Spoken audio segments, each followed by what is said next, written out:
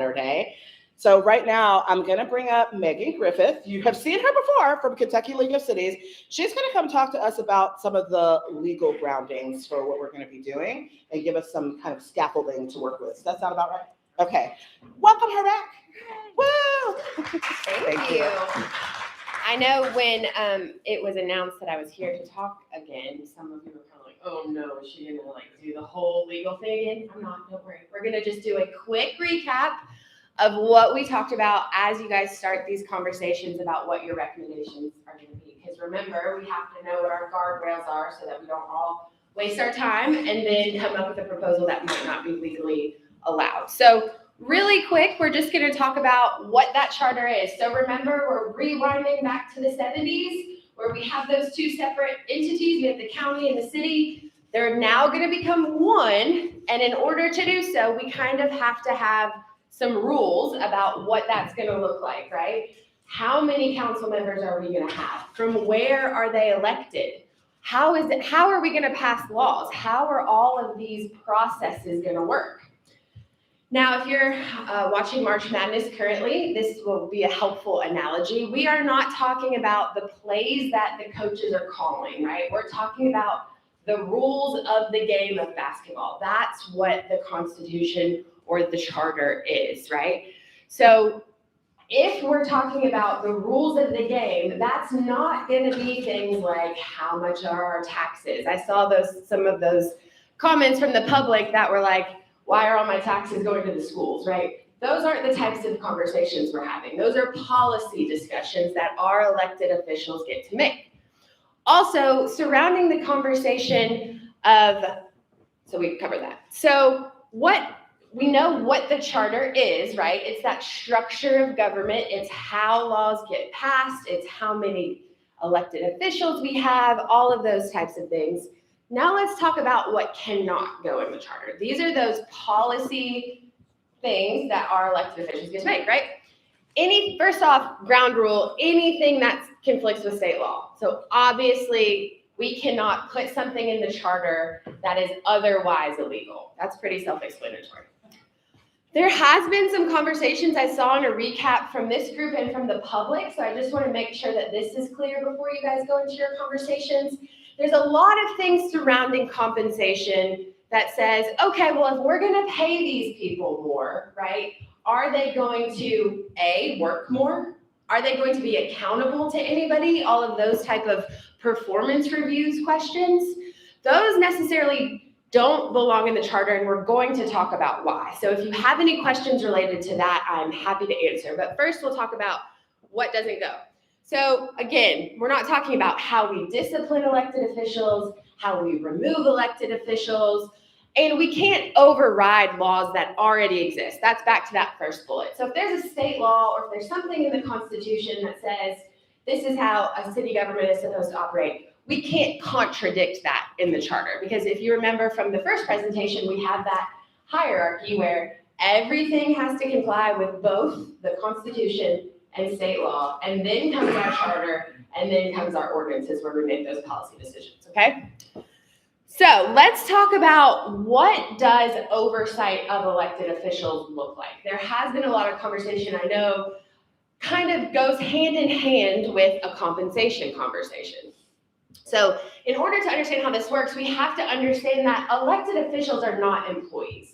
So if you will have a traditional job, you may have a boss, you may have annual performance reviews, all of those types of things.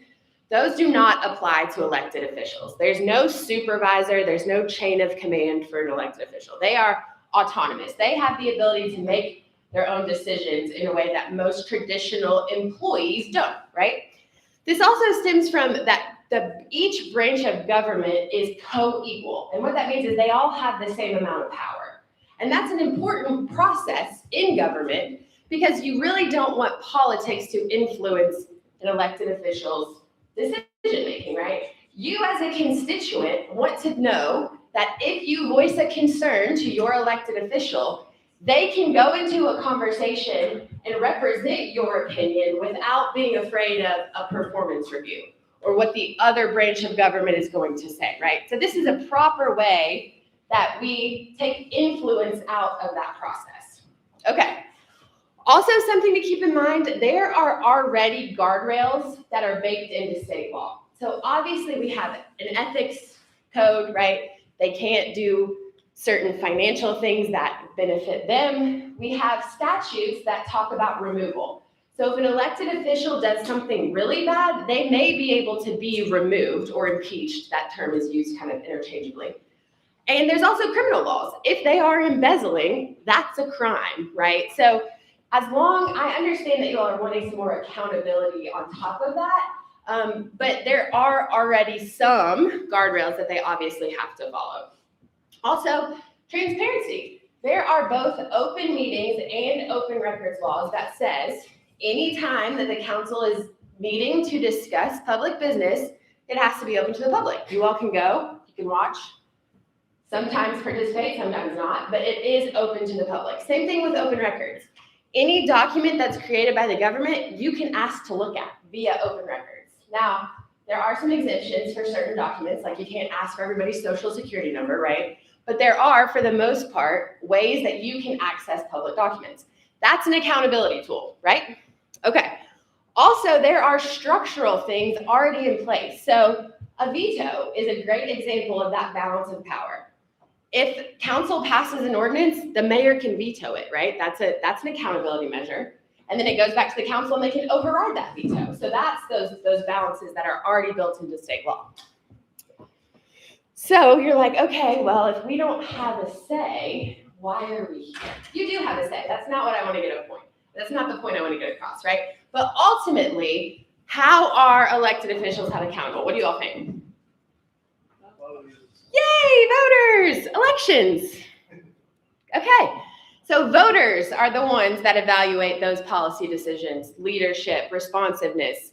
They happen on a regular, predictable cycle. You know that the mayor is going to be up every 4 years, council member 2 and or 4, depending on their position. So these are happening routinely so that if somebody is not representing you in a way that you do not like, you get to go to the polls and you get to vote them out or in or whatever you all decide. Now, this, again, keeps accountability democratic, right?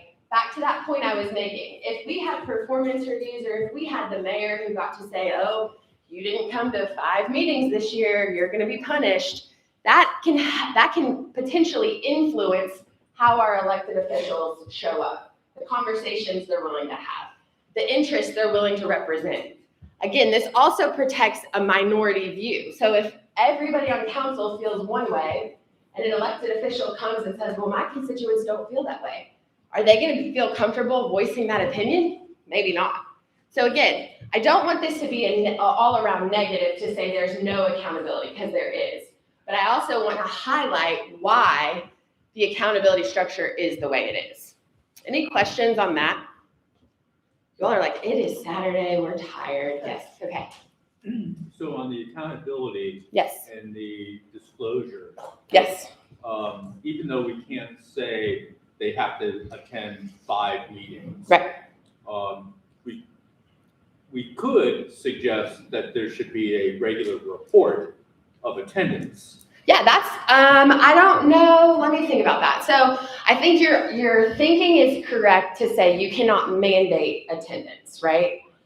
Can you mandate reporting?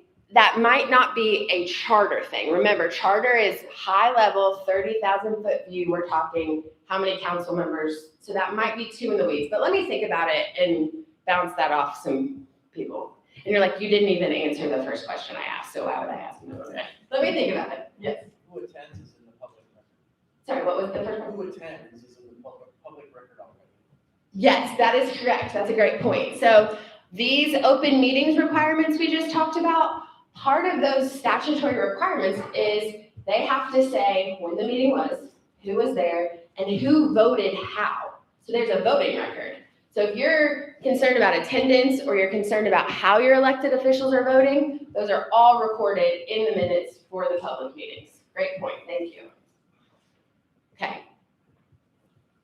Are you all feeling happy or sad? What are we doing? How are we feeling? Feeling tired. Okay.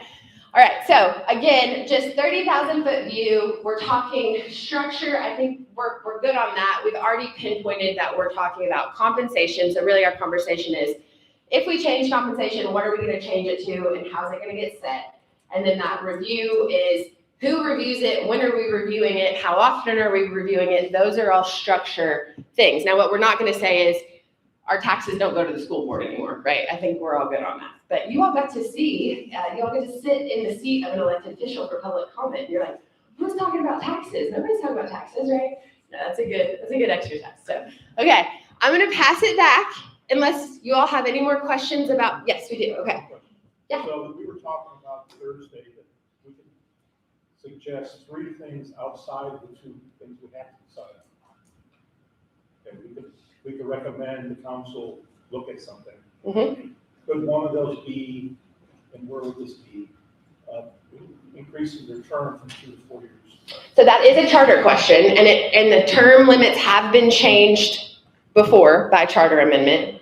What was it changed from? It was changed, do you guys remember it changed from 4 to 2, right? There was an Sorry.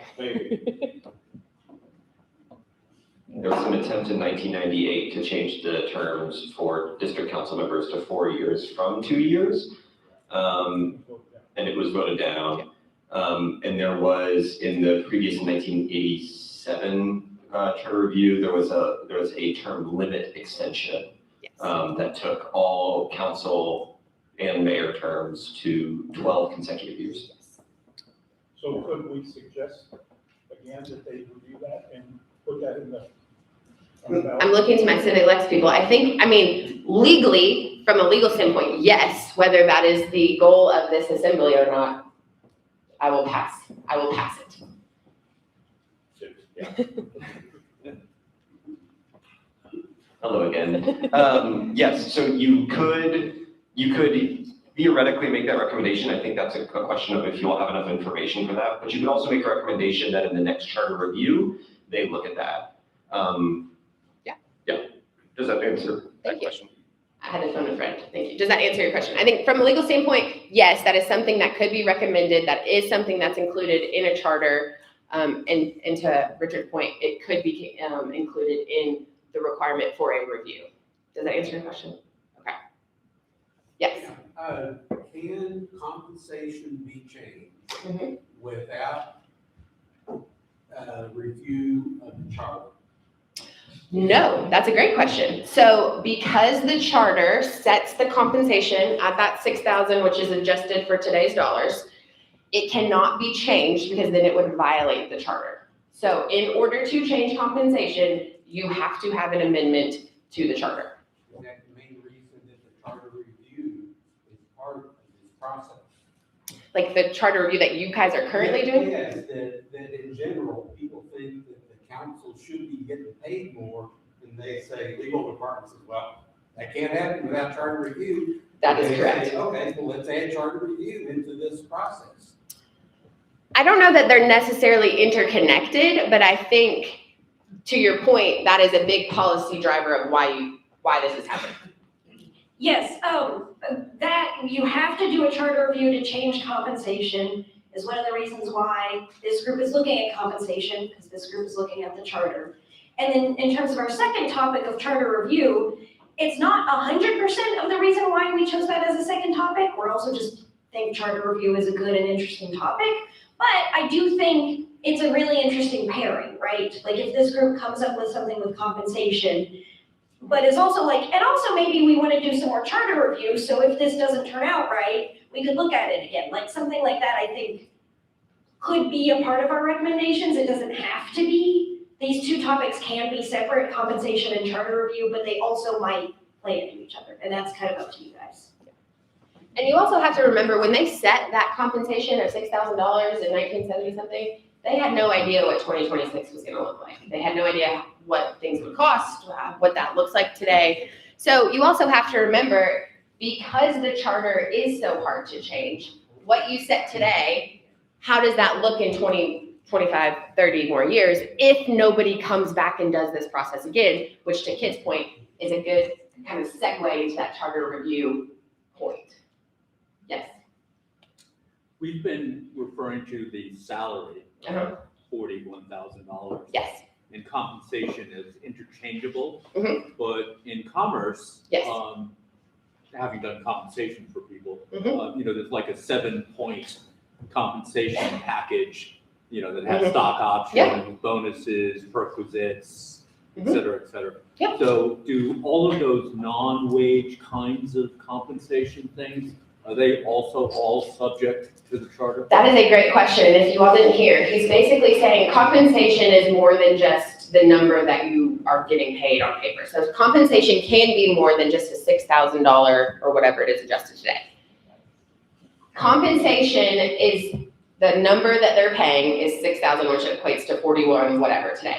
That does not include those other benefits like health insurance.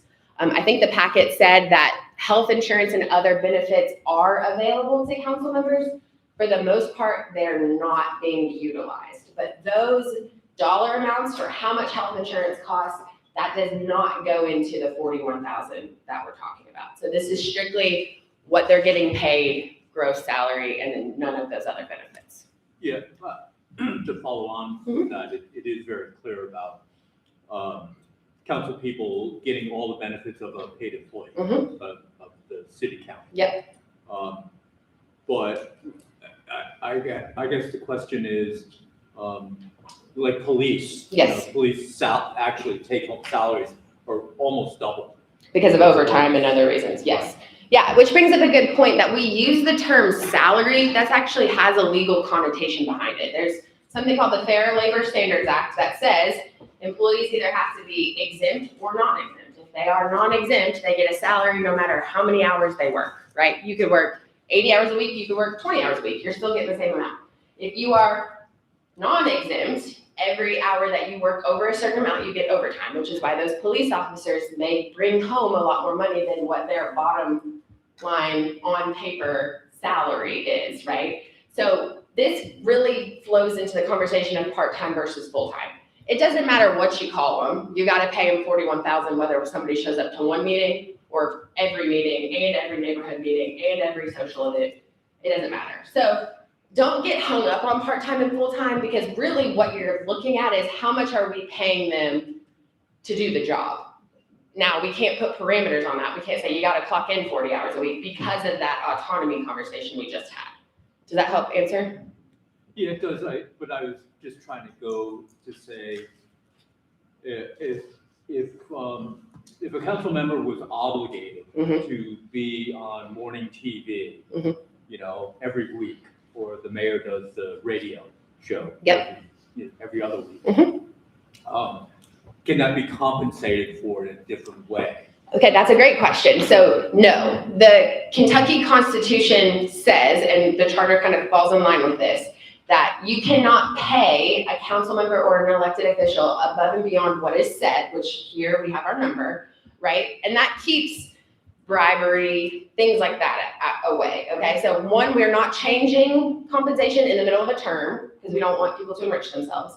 And also we're not paying people above and beyond what is set because we are concerned about potential, okay, well, I'm just gonna work a bajillion hours a day and then I'm gonna triple my salary and that's not an issue. Yes, great question. Okay.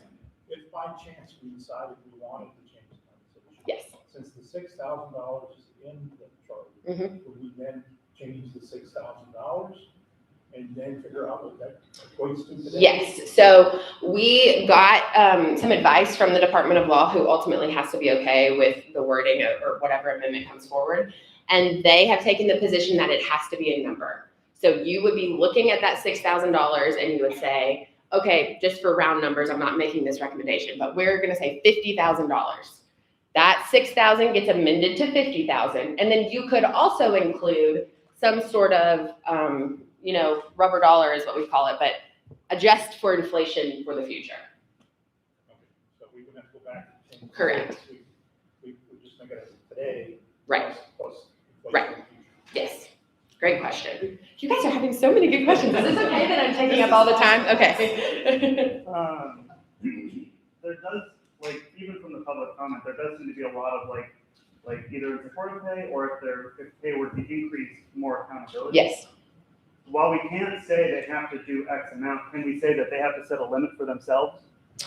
I don't think that there's any avenue to enforce that. So if it says you have to come up with rules to make sure that your fellow council members are earning their keep, I don't think there's any enforcement mechanism for that. Like we couldn't say they must set an attendance percentage amongst themselves, just not that what the percentage is, but that one must be set. So who's gonna police it and what are you gonna do if they don't do it? Ethics committee? I don't know.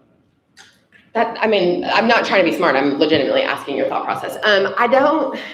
For those reasons we talked about, I just don't think that a attendance requirement is enforceable, especially in the charter. Now, if they as a body want to get together and impose via ordinance or municipal order or whatever they want to do and say, hey, we all are going to agree to show up to these meetings, that's one thing. I don't think you can dictate it in the charter. I'm trying to not be the Department of No. We get called the Department of No a lot, so I'm just trying to say, like, no, but I don't have, I think they can impose it on themselves. I don't think it's through the charter though. We have time for one more. Okay, one more. Yes. Okay. Just so that's clarification. If the pay is raised, there wouldn't necessarily have to be a charter review to do that. They could just propose an amendment. Yes. That could be voted on by the board. That is correct. So they are two separate things. If you all decide that all you want to do is to change compensation, you can put forward a proposed amendment to do just that. You can also do a separate amendment that would change charter review process. But if you only wanted to change compensation, you could do that, yes. They're not tied. They are not tied. For policy reasons, they are connected, but they are not contingent, I guess is the good way to say that. Oh, can we take one more? Oh, we got Okay. I wasn't ignoring you back there, I'm sorry. So just to be really clear, when we talk about how the compensation is set, we have to think into a dollar amount. You can't say Census Bureau median income for the city of Lexington. You have to say a dollar amount. Yes. Not different than And I will tell you the law department's reason for that. Because there is a Kentucky Supreme Court case that challenged a proposed amendment that it was too vague. I don't know if y'all follow this story. So the law department is saying, in order for the voters to know what they are actually voting on, how much their council members are going to get paid, it has to have a dollar amount. It can't say this other group is going to decide it sometime down the road. That's not a distinct enough amendment so that the voters know what they're saying yes to. Okay, but we could say, put down what the median income is and then say, and adjust it every year to reflect the median income. Yes, you can add in those buffers so that next year when inflation is 25%, which I'm not saying, you get what I'm saying, then we're not back at square one. Yeah. Great question. Thank you all so much for your participation. I'm going to hang around in case any more questions come up, and then you all are doing great work. Thank you. All right, thank you so much, Megan. That was very helpful. I want to welcome those who are watching us online. Hello. And then I want, as we move into the next kind of section, we'll be talking about compensation deliberation, which will be fun. But I wanted us to just remember how the last time that we were together in this room, we disagreed and it was okay. I keep remembering that. That just made my heart feel good. Y'all disagreed and it was okay. And you're gonna disagree again today. So I would love for us to just take a breath before I bring Richard up here to talk. Just take a breath together and breathe as deeply as you are able. That's why I said as you were able. We are in this space together. One of the most diverse rooms I've ever been in Lexington, deciding on something pretty awesome together. And it has been such a great process. We'll remember that as we go throughout the day. We'll also remember our community agreements. And we're working in rough draft, y'all. All right, Richard, come on up. Thanks again, Megan. That was amazing. Hello, everybody. We are moving in. It's time. We're here. It's time to deliberate. We are moving into the actual process of making recommendations. How's everyone feel? I feel great. Oh my gosh, come on, like a little bit of energy. That was even pretty bad. A little more energy, come on. This table, a little bit of energy, all right. I'm gonna do a very brief education recap, kind of building off of what Megan was just talking about. So, how many of y'all were not here on Thursday night? Raise your hand if you were not here. Okay, so there is a new packet that you should have received at the front desk. If you didn't, there's two of them. They're called education summaries. One says education summary council compensation. One says education summary charter review. Does anyone not have those packets? Great. Do you think we can get a couple more in here? Thanks.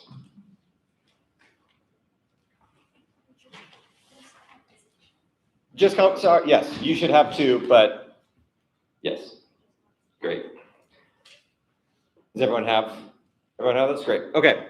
So there are two things on here, but I'm just going to talk about one of them, and that is council compensation up at the top. So in that education summary packet, there is a lot of information, all of the information that you've received so far, in addition to some new information that folks on Thursday night heard, but that we got basically in the interim between 2 weeks ago and Thursday night. And so I'm not going to run through them. I want you all to read them. We're going to just have some time for some small conversations in your group. But I just want to highlight a couple specific things in there, particularly for the folks that weren't there on Thursday night. So on page 2, we have some additional information that is bolded and italicized that is about cap changes to the cap. For the cap on salary, we have some additional information on what that cannot exceed. On page 3, there is some note about recommendations outside of the charter. This is something that came up, some of your all's questions for Megan included, okay, well, if we can't build accountability enforcement into the charter, could we ask them to adopt it on their own as an ordinance or resolution? There's some information about that, and that is something for you all to consider. Again, your recommendations don't have to just be about changing the charter. They can be about other things too. There's that. We had some questions about other LFUCG salaries, particularly the sort of average salary in LFUCG staff and the mayor's salary. Those are in there on page 4. This conversation about accountability measures keeps coming up. There's some additional information about that on page 5. And on page 6, there is a very a spreadsheet that has some information about peer communities. That was some research done by Adam and Tommy and Kit and myself. We also have a digital version of that spreadsheet. If anyone wants to look more in depth, we can bring a computer around to your table. It's just a little bit easier to read on a computer than print it out because it's very wide. So those are just some things that I wanted to draw your attention to. So pages 2, 3, 4, 5, and 6, which is almost all of the pages that are in there. You'll also notice at the end on pages, I think 7, 8, 9, some summary of input that we received through our survey process that we did when we were selecting our topics. So you'll see some perspectives from different folks across Lexington and where people stand on this issue.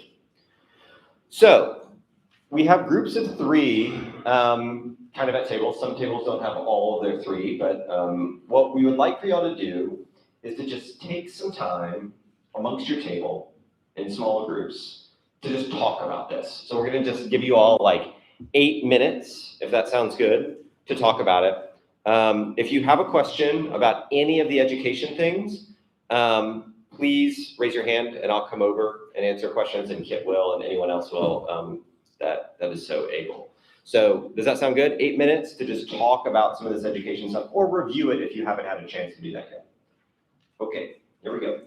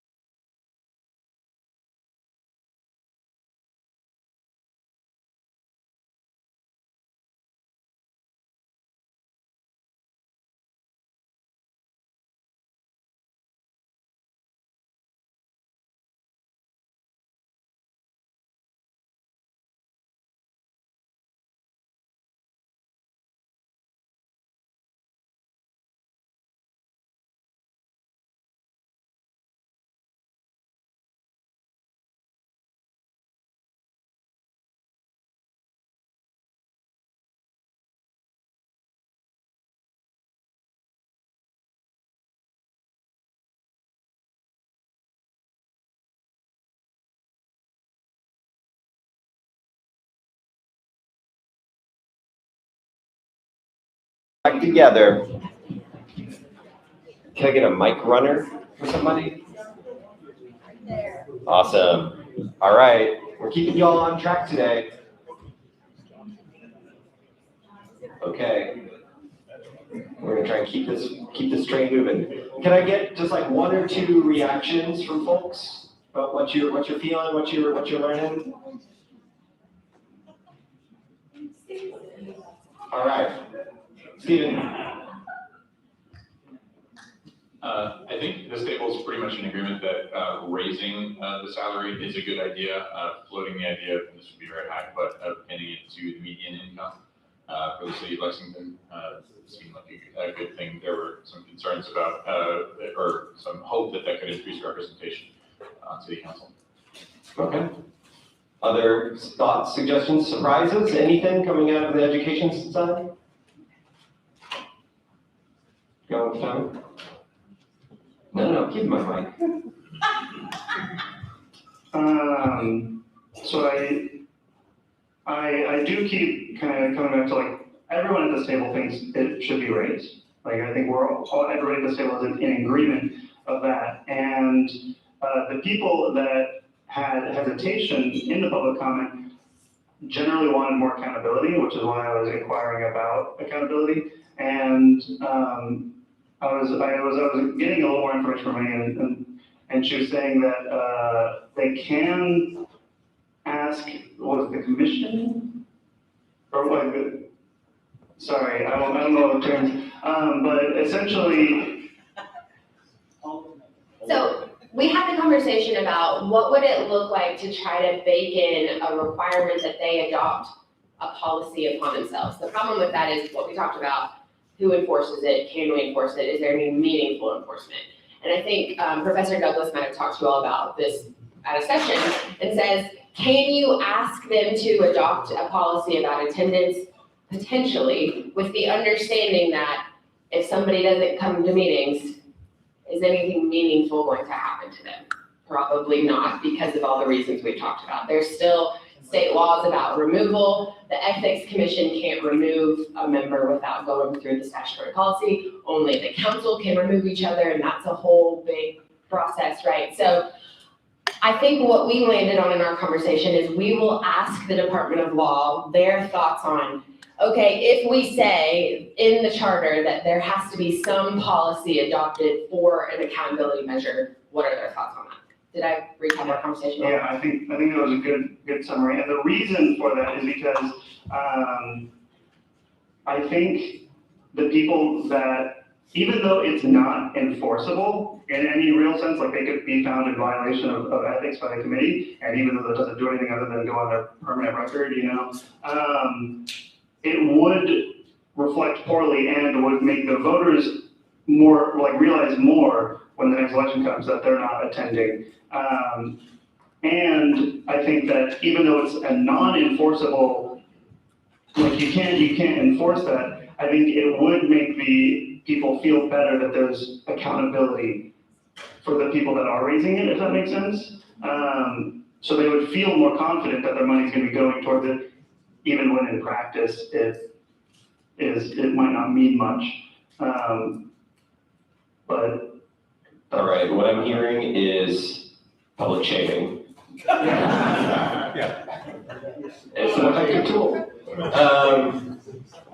think, Tommy, to your point, another way that we can kind of measure accountability isn't just if they're voting or not voting, but there are streams of like council meetings on Lex TV. Mm-hmm. So that way, citizens are trying to make sure who's attending what, when are they attending it, are they being meaningful attendees as they're there. We already have another form of accountability just through the lens of video that can be accessed by the public. So I think that's one way to kind of answer your question of like, accountability is great. I know we can't mandate accountability, but we can also use things that are already provided like Lex TV to ascertain accountability in that aspect, so.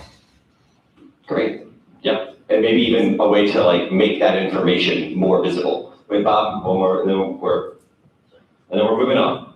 Our table wasn't in agreement on raising the compensation. Okay. So we weren't, like the other tables, we were in disagreement. Great, disagreement's good.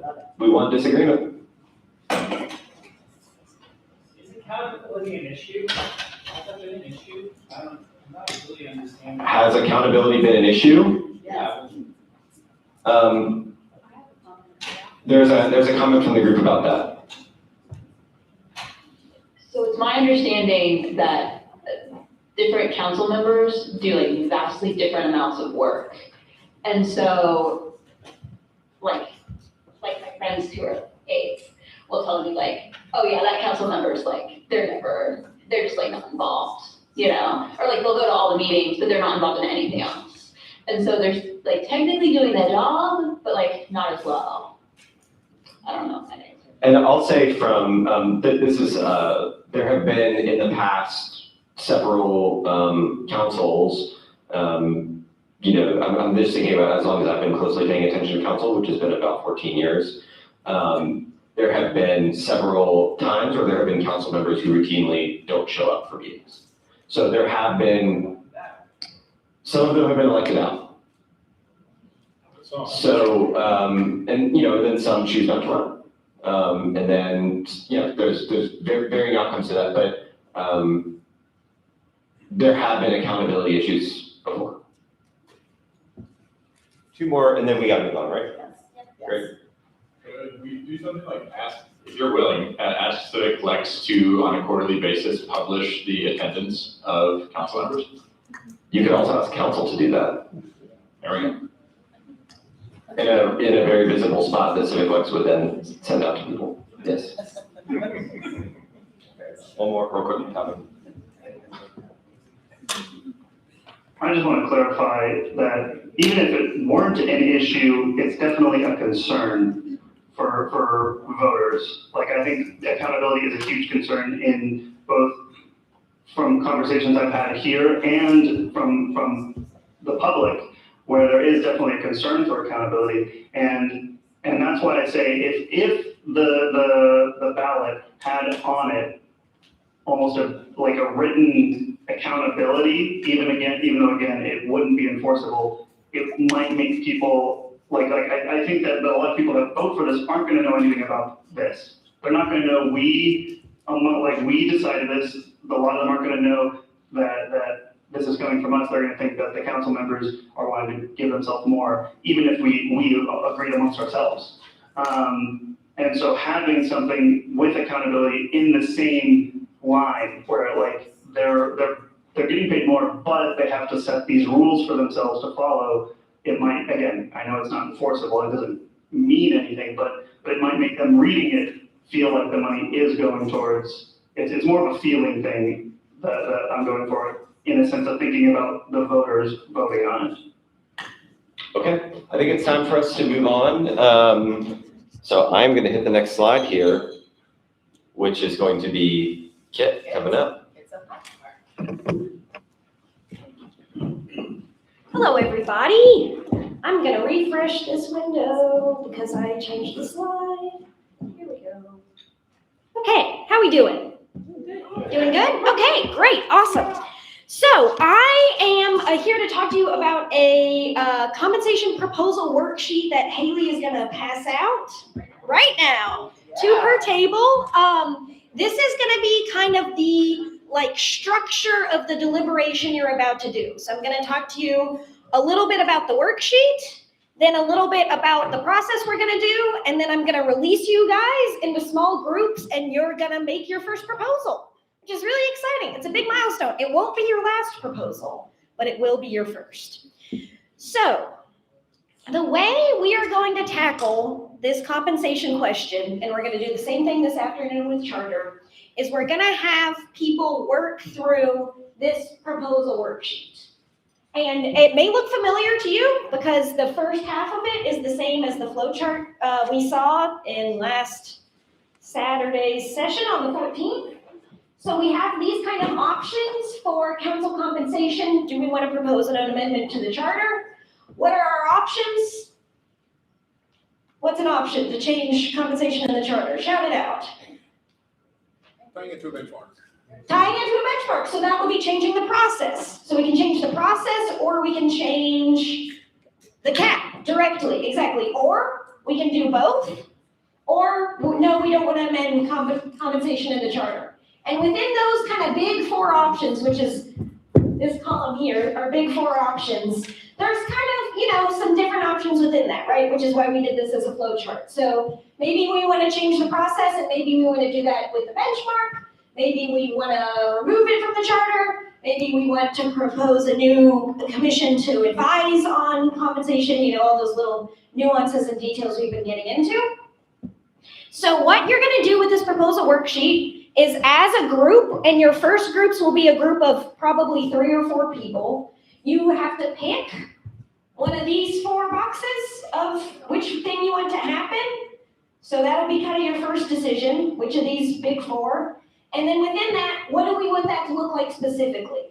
And the reason why these boxes are just outlines, they're not as locked in, is because as Larry pointed out at our last contingency session, these are just some of the options, right? You might come up with something else, and that's okay. That's why we have this something else box. But these are like what it might look like, and then we want you to fill in this kind of blank area. For example, okay, yes, we want to propose a different salary cap for council. We want to, devil's advocate, decrease the cap. And so you would say, we propose that council compensation in the charter should change by decreasing the cap to $2,000 because of XYZ reason, okay? So that's kind of what you're gonna work through on the right. This is gonna be your first time with this worksheet. It's okay if it's a little rough. The point of this first round is just to get familiar with it, to start thinking about your options. As our community agreements tell us, this is very much a rough draft. So don't worry about it being perfect. You're gonna work in your small groups. You're gonna ask us questions. You're gonna kind of get familiar with it, and then we'll take another pass at the proposals after that, okay? So, alongside your proposals, you are also going to get a packet of sample questions. Yep, Haley's gonna pass out 2 per table. And these sample questions are just kind of based on where you are in this flow chart. That's how it's structured. So like if you're thinking about increasing compensation, here are some questions to consider. You don't have to answer every single question in your proposal that's on this sheet. We just wanted to give you guys kind of things to be keeping in mind as you're working through these proposals. So don't be overwhelmed by the list. I'm going to be honest, Richard wrote these sample questions, and he can really overwhelm you sometimes, it turns out, but it's okay. Don't be alarmed. They're just kind of questions to keep in mind as you're working on your proposals, because I think we will find over the course of this day, hopefully the proposals will get a little more tangible and a little more specific, and these guiding questions we're hoping will help make that happen. Okay, questions about the worksheet or the guiding questions before we go into the process of what's about to happen? I know it's a lot of new material, but it's going to be great. Yes? It's 2 per table because y'all are about to split into groups of 3 or 4, and you just need 1 worksheet and 1 packet per group. So I'm going to put names up on the screen here in a second, but that's how that should go. Other questions? Tanya? Oh, okay. An aside. An aside.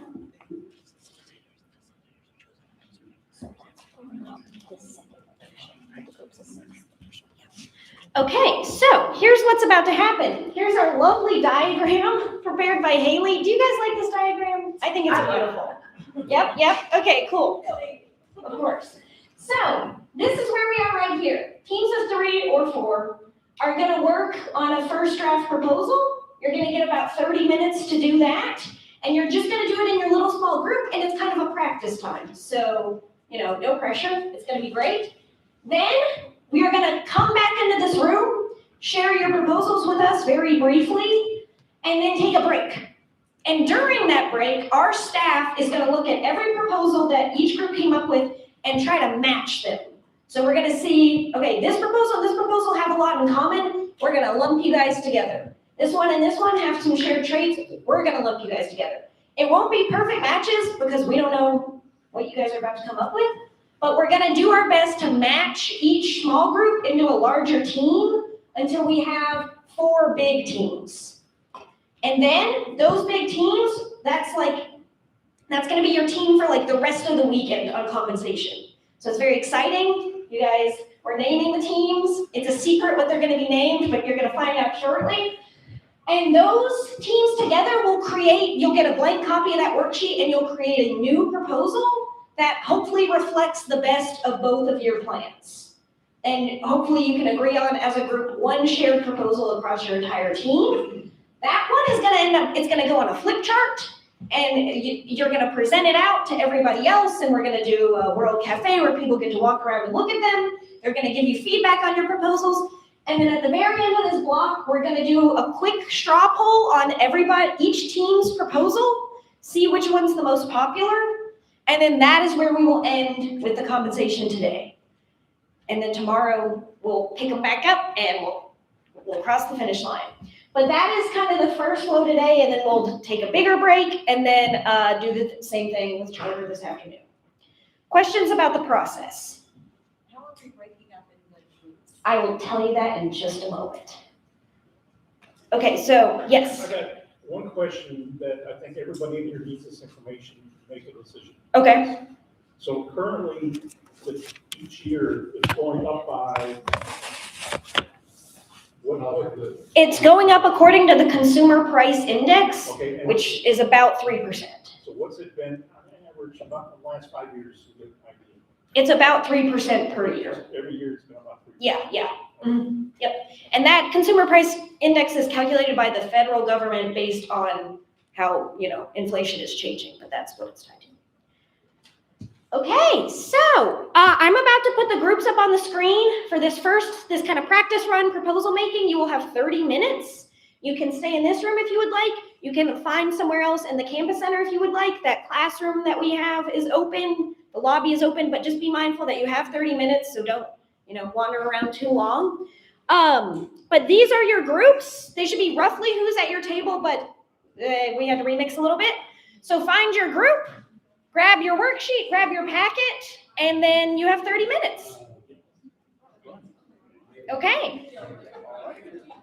All right, I don't think we work together.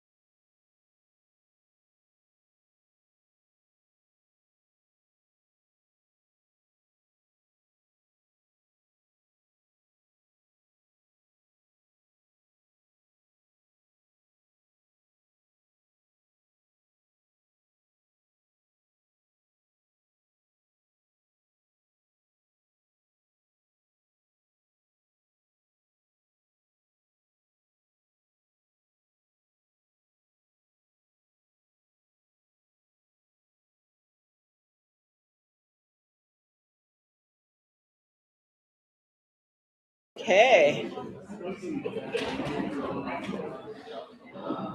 Folks are coming back in just a moment. We're going to ask you in your groups to please pick a spokesperson. Make sure that they have the highlights. We're going to spend 1 minute for each group, and then we're going to take a break. So pick a spokesperson who's going to stand up and give us the highlights of what you came up with, and then we will go take a break.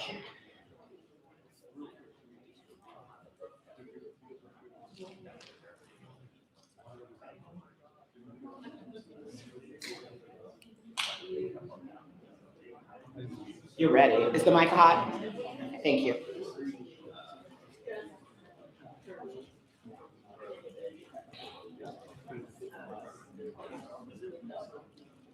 I feel like we're missing a couple of people, are we?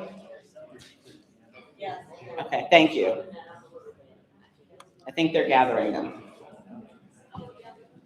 Is there a group in there?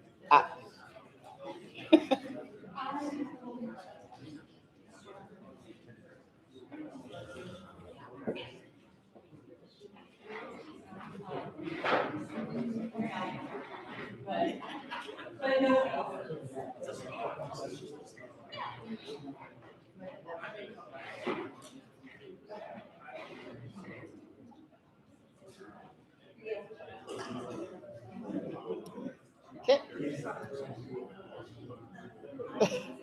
The group in the cupboard under the stairs, come join us. There we go. Here they come. All right, for that group, if y'all will choose a spokesperson who wants to share about just a minute of what you all came up with, and then we're gonna get started, and then we'll take a break. So 1 minute per group, and then we'll take a break. Because we need that break, don't we? I'm ready for that break, yes. Okay. All right, raise your hand if you are the spokesperson. So just so I can see that there are spokespeople. Okay, so we're missing a spokesperson here, thank you. All right, you put them down. All right, so let's get started over here at this table. We're gonna have a runner come over to you with a mic. You have 60 seconds or less to tell us some highlights. Hit some highlights. I'm just gonna read, what we have. So we propose the compensation to be changed by removing it from the charter, removing a plea from the charter. And then having an independent citizens commission make recommendations on the salary amounts. And that commission would then ultimately be approved by a city council vote. Okay, we talked about thinking outside the box last time we met. That's thinking outside the box. And the reason why is we feel like the voters are not going to vote an increase for city council. Okay. And if chances are city council with the independent commission will actually give themselves a raise in this process. And by doing so, they're holding themselves accountable. So if they're gonna give themselves a big raise or a little raise or whatever, their accountability is the vote. Thank you so much. Round of applause. We're thinking outside the box over here. We're gonna come to the groups this way. So we're just giving an overview. We're not gonna do questions. We're just gonna give an overview for each group so that we can get to take a break. And we will talk more about this. Back there, who's the spokesperson? Okay. And some tables, there are two groups, so make sure that we get you. Okay, go ahead. We're proposing a different salary cap, and we think it should be $68,000 in 2030 when we put it on the ballot. And that's close to the median Lexington income and government workers' salaries, so it's kind of in that same ballpark. Maybe a little on the high side, but that way we just change the charter, 68,000, and use the same formula going forward. Okay, thank you very much. Round of applause. Okay, it looks like there might be a second group at that table. Thank you. So we propose that the cap on compensation should be increased to the current median income, and then the cap should adjust with the median income. So that would make the current cap $69,000 a year. And we believe this because the current salary provides or causes diversity issues.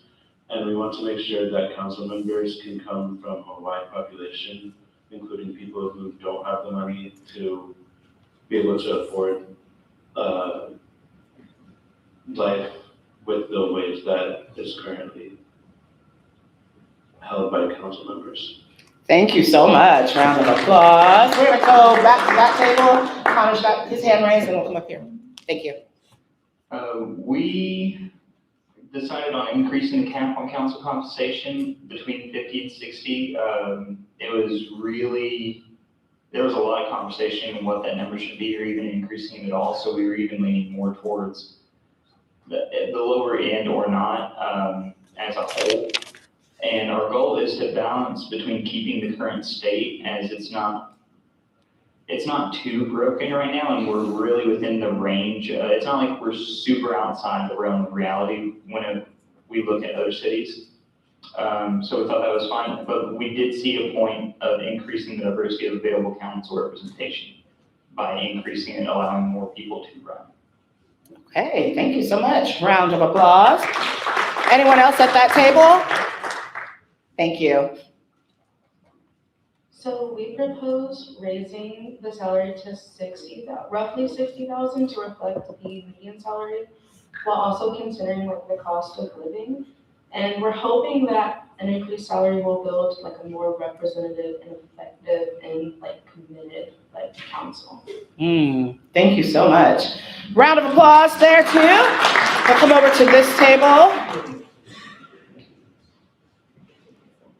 We suggested increasing the cap to 59,000 and change to mirror the average salary in Lexington, to continue following CPI, but then to encourage addressing council compensation with every charter review if we suggest regular charter review, and if not, then at least every 10 years. We also wanted to recommend that City Council publish attendance to those mandatory meetings on their website. And we also wanted to ask City Council members to publish an annual report of what did they accomplish this year, what are their goals for the next year, and kind of a summary of the work that they did in that year. Thank you so much. Round of applause. There should be somebody else. Is there anybody else at this table? Okay, Adam. Thank you. All right, we had a lot of robust discussion and we came up with a big suggestion. I think I think the best thing to do is our reasoning. We wanted to lower the barrier to entry by increasing, we want to increase the pay, the salary cap. But we want to lower the barrier to entry, make it somewhat competitive, allow people who want to participate to participate. Where we struggled was figuring out how that should be determined. I think we had that same sort of range that everyone else did, somewhere between $60,000 and $80,000. But we discussed the CPI, we discussed the living wage, we discussed tying into the Lexington median income, and we really couldn't find the best solution by the time the timer ran out. And that's okay. So thank you so much. Round of applause here. Over at this table. And no one else over here, right? Okay, and over at this table. Thank you. So we're gonna blow your minds. Come on, we're ready, we're ready. So Kat had a fantastic idea and it solves so many problems. We're just gonna fire her, no. One of the things that was discussed amongst the public's input, our input, was accountability and how do we get accountability? And Kat had a most fantastic idea, because she's just a brilliant individual. We're gonna have it based, the yearly increase, based on the median increase in Lexington of the median income in Lexington. So next year, the median income goes up 4%, then they get a 4%. If it goes down, then they lose money. And what that does is it forces them to make decisions that's gonna make Lexington grow and not do bad policy. They do bad policy, people move out, median income drops.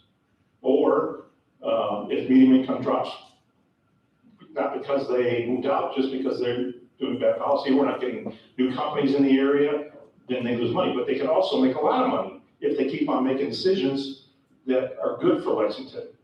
So, and we looked at the last few years, and it's been about 4.7% increase in the last few years. And it said that the median income in Lexington has been growing. Okay, so it's not like they're gonna stay stagnant, okay? So how we base the salaries increase to is we take the 41,000 now and add a 4.7% on each year to 2030, it's about $49,000. So we said, let's just make it 50 and then 53 for the vice mayor. Because I guess the vice mayor makes 3,000 more.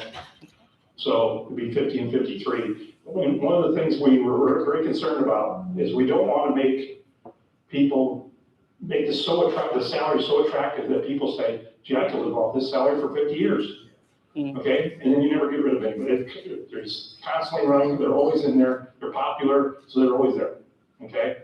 We want to make it so it's a public service. This is a public service. I'm going to do this for a term, or 2 terms, or 3 terms, and then I'm going back to what I did before. This is how the country was founded originally, and it's really gone away. So we don't want to make the salary so much that it takes away that incentive to go back to your job. Well, thank you so much. That's another out of the box one. Round of applause. Thank you. Thank you so much. So we're going to go on a break right now, and the team is going to take a look at all of these proposals and start to put you into a bigger group so you can have some even deeper discussions. Do you have something to add? Thanks. Just as we're forming these teams, if you personally don't feel like you agreed with your group, if you just want to come and let me know, and we might try to remix and put you in a group of more like-minded people, just so we're having people together developing strong proposals that they, somewhat agree on. So if you feel strongly that like your proposal, you're like, I actually don't feel like this, just come let me know right now. And then also, please hold up your proposal worksheets because I'm going to grab them. All right, let's take 10 minutes and then we'll come back. We'll put you in your groups and then we'll go to lunch. 10 minutes.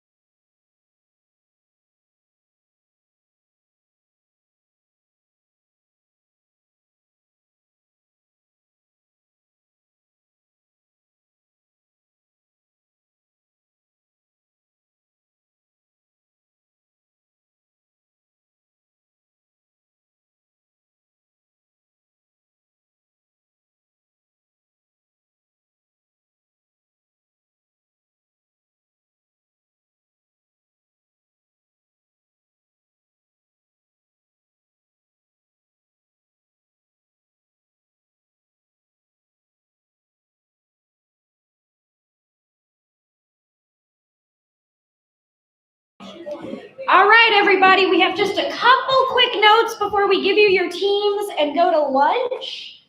Two things we saw in the proposals that we just want to make sure everybody is on the same page about.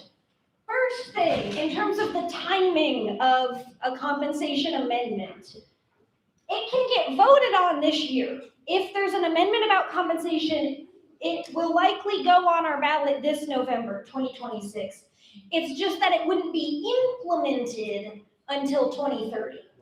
Because if it goes on the ballot and if it passes, council will then have to pass their own new ordinance based on the new cap and the charter. And that is what is on that time delay effect. Because council isn't allowed to change their own compensation during their current term. So just a note on that, it would still theoretically be voted on this year. It would just take that long to implement it. That's note one. Note two, we've seen just a little bit of confusion about like median income and what that looks like. And for example, if you Google median income in Lexington, the number that comes up, at least when I Googled it, was for a household. So first of all, that's two different numbers, right? There's the median income of a single person, an individual, which in Lexington is 43,000.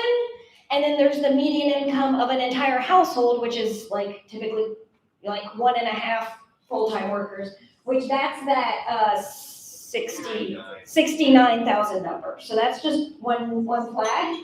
And then the second one is the difference just between like Lexington residents and then like LFUCG employees. We've been throwing both of those numbers around. So just so you know, the individual median income for LFUCG employees, people who work for the city, is about 60,000. Okay? We good on that? All right, so here in a second, I'm gonna show you your team names and teams.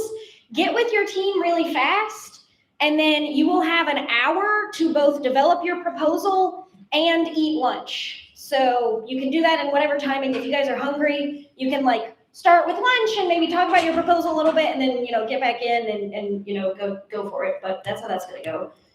Wrong way. Okay, so these are our teams. We have the big-eared bats, native to Kentucky, which will be facilitated by Nikki right there. And that is going to be Madison J. Haley, B.S. Cat, and Alex.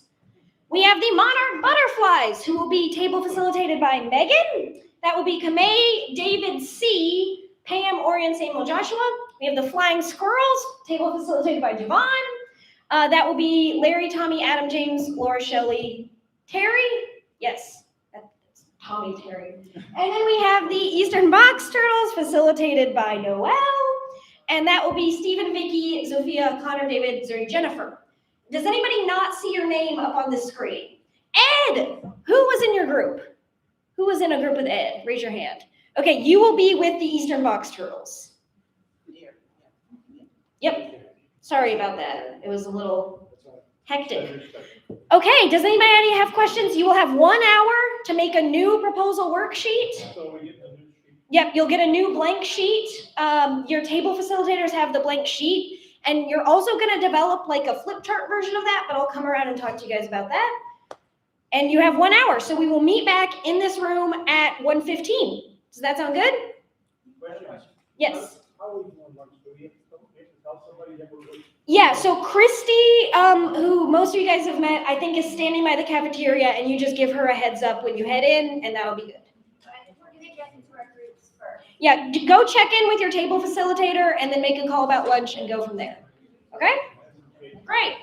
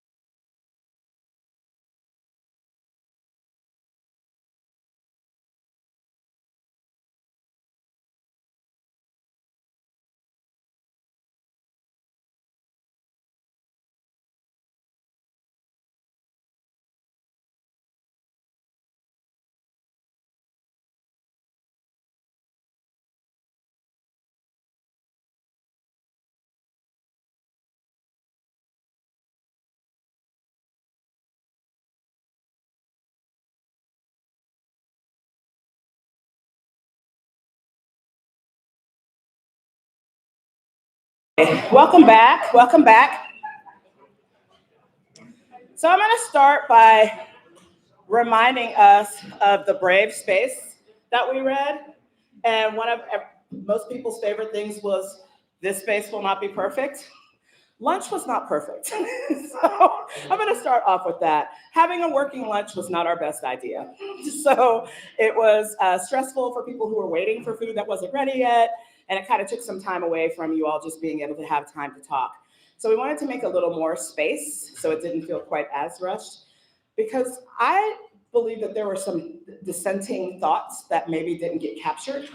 And I want to make space for that. If you didn't agree, perhaps, with some of the things that your group came up with, we need to actually know those. We want to make note of those. So in just a moment in your group, we're going to talk about disagreements and what were some of the things that we want to actually have a list of them. What were some of the things that we disagreed about? Also, before we take the straw poll that we said that we were going to take in the other room, I also want to make space for people who are like, none of the above. I don't like any of those in there, because we want to actually add some if we need to. So I want to slow the train down a little bit so that people can have space for their voice and not feel so boxed in. So in your groups right now, I would love for, if there are dissenting thoughts, we need to capture those thoughts and the rationale behind them. We believe this because of this. And I want you to support the people in your group who disagree with you by helping them capture their thoughts. So this is like, we're working in rough draft together. I didn't like this because of this. And the group to kind of help you verbalize that so that we can capture that.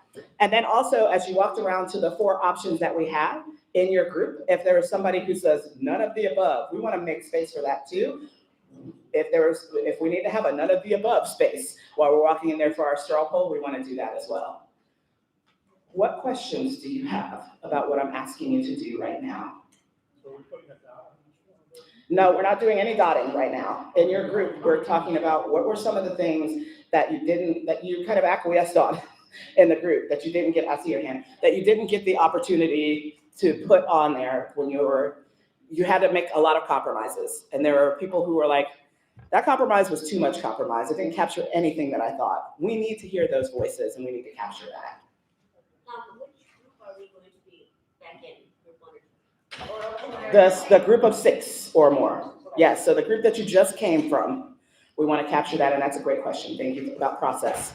Connor? Yeah, you can move your table if you'd like to do that. If that makes you feel a little better to spread out, then absolutely. Are we going back? Are we going to stay in this group of 6? We're going to stay in this room if we can, in this group of 6. Is this group of 6 going to stay that way for the rest of the day? Or are we going to regroup? We don't know yet. To be determined. Hold on. Other questions? All right, go ahead and get in your groups. Thank you. Hold on. Where Mike's I'll step away.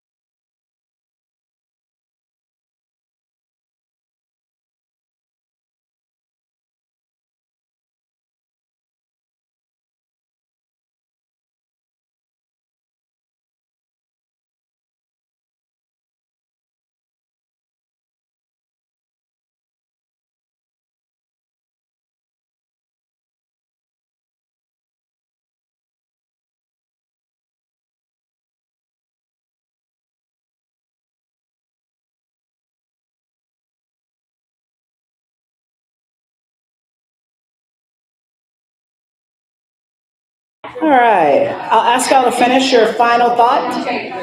So we'll come back together and do some reporting out. And Kit will scribe for us.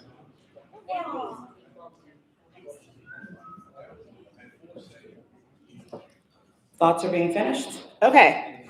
So I would love for the groups, if you didn't have any dissension in your group and you're like, nope, I still want to hear it.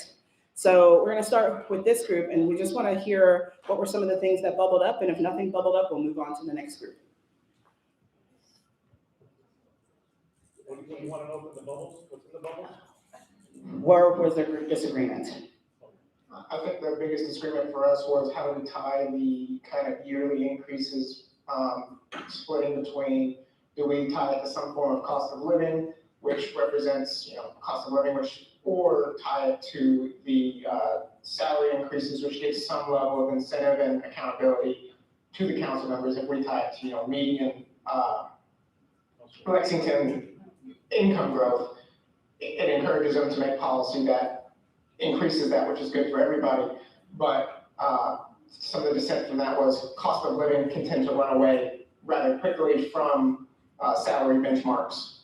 And we don't particularly account for that. And that was kind of our biggest disagreement. Okay, thank you very much. Were there any other ideas at the table that we needed to bring forth that people didn't feel like their idea got shared? Okay, thank you so much. This group over here. Thank you. We were pretty agreed. We did just have one thing where we wanted to set a bottom limit, and we couldn't figure out how to do that, so we put at least, and I know that there are some questions about that, so I'm sure we'll talk about that. Okay. Thank you so much. That was more about process, but you all pretty much agreed at your table. Okay. Thank you so much. This group back here.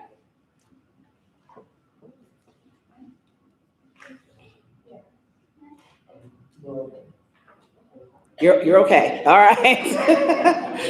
All right. Thank you so much. What about up here? Apparently I'm the spokesperson. A lot of discussion. So first of all, I want to say that at least one of our group members was interested in the status quo, leaving things as they are, because they felt it best represented how they wanted to be represented, and that someone would be tied into the community, and they were concerned. Let me know if I'm getting this wrong. Okay. They were concerned about increasing the amount and what that might do to representation. Between the rest of us, the major schism I feel like was between, there was a more fundamental disagreement about whether we represent what we feel is best or whether we represent what we might think the voters will think is best. And that led to different outcomes in what we wanted. The citizen committee option that was put forward by a number of us seemed to be the most, was perceived to be the most palatable to not just voters, but to members of council. And the other two that we had were more based on some metric that adjusts itself. Mean income for Lexington or some multiplicative of living wage. Okay. So there's a lot of discussion. Thank you. I love that there was a lot of discussion. So can I try to sum it up perhaps by saying that there were some process things that were discussed that were, how do we do this maybe, but not necessarily a disagreement in general. And then there was something that bubbled up from the first kind of proposal, or what I had heard over here, about maybe having some sort of committee that would be able to take it all the way out of the charter and have some committee that would work on that, and not changing things at all. So it almost sounds like two other proposals besides what's in there. Am I correct? Okay. So we would thank you all so much for doing that and for making space for one another, because we don't want people to feel pigeonholed in this. We want real ideas. So what we are going to do next then, based on that, is we're going to split into two big groups based on where you want to go. One group will take the proposals in there that actually seem very similar and see where we can bring some alignment in those proposals that are in that room. Other people will take these two ideas and create two proposals. Am I right, Richard? The two ideas that I just spoke about. So the having a committee to taking it out of the charter and having a committee, or not making any changes at all. So basically one group to merge and then another group for not those ideas, working on a new proposal or two, or I guess, all right, yeah. However they want. Thank you. I just want to make sure I had that right. So what we would love to do is, are we going to count off? How are we going to do that, Kit? We're building the plan as we're flying it right now because we really want to make sure that we get representative of who's in the room and what's happening. And remember the first day we talked about, we're not the only ones. We're representing a whole lot of other people in this space. So we want to make sure that all those voices are carried into this room with us. How would you like to do that? Yeah, sure. Okay, we'll let people choose. So I think the biggest group is going to be maybe staying in here and working on those proposals in there and trying to merge. And then another group will work on other proposals that aren't those. And where are we going? Back into the classroom. So you can self-select by staying put or walking out the door with us. Come to me if you want to go to the other classroom. Okay. Come to Richard if you want to go to the other classroom. Everyone else, you can stay put and we'll work on merging. We'll bring those in here and work on merging. Does everybody understand their options?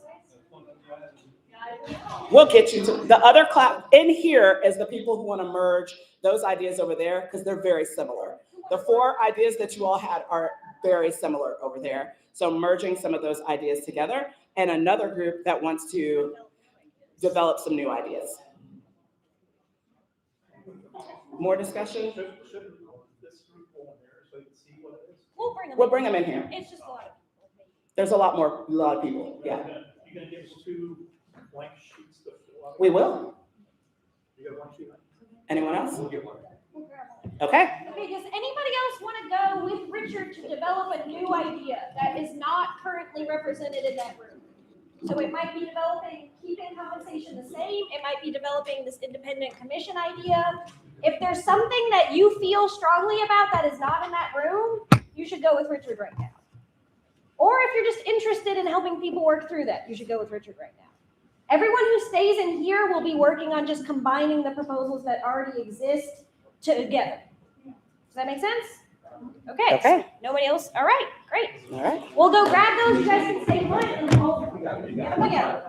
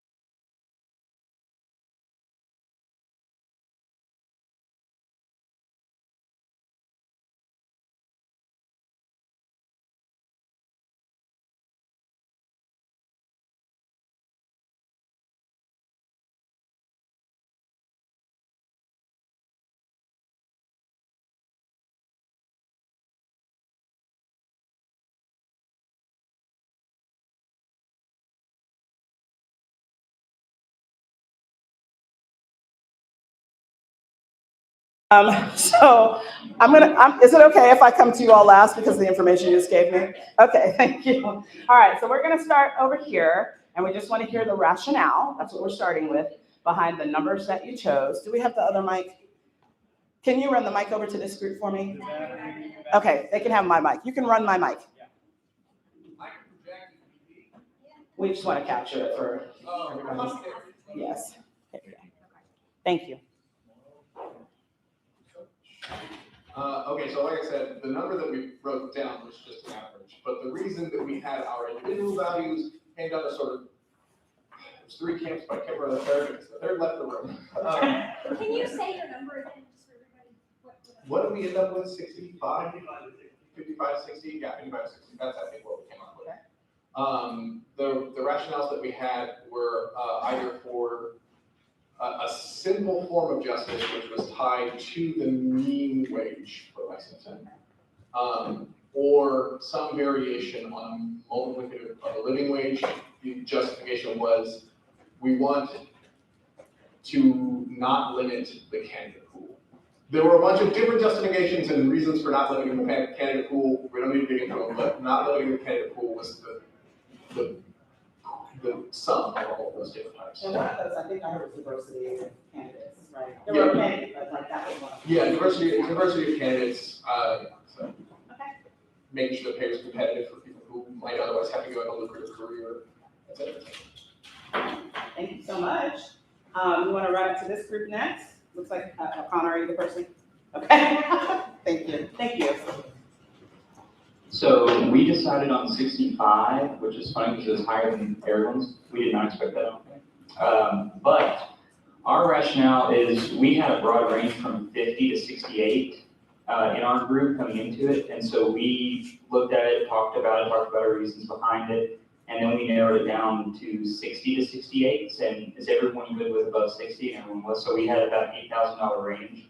And then we talked about it, and it was like a 5 to 2, or what would it be? Anyway, it all averaged very close to 65, and so we rounded it to make a round numbers, like 63 something. Now the rationale behind why that number is because we wanted to incentivize people that want to make it a full-time job to be able to make it a full-time job, to where they don't have to forsake, their business, or they don't have to completely forsake their family. They can drop their full-time job to keep, whether it be their community family, their physical, husband, wife, kids, family, their community that they're involved in, whatever it is. Everyone's really got a community. And so we wanted them to still be involved, but have a full-time position with, full-time pay that's there for them.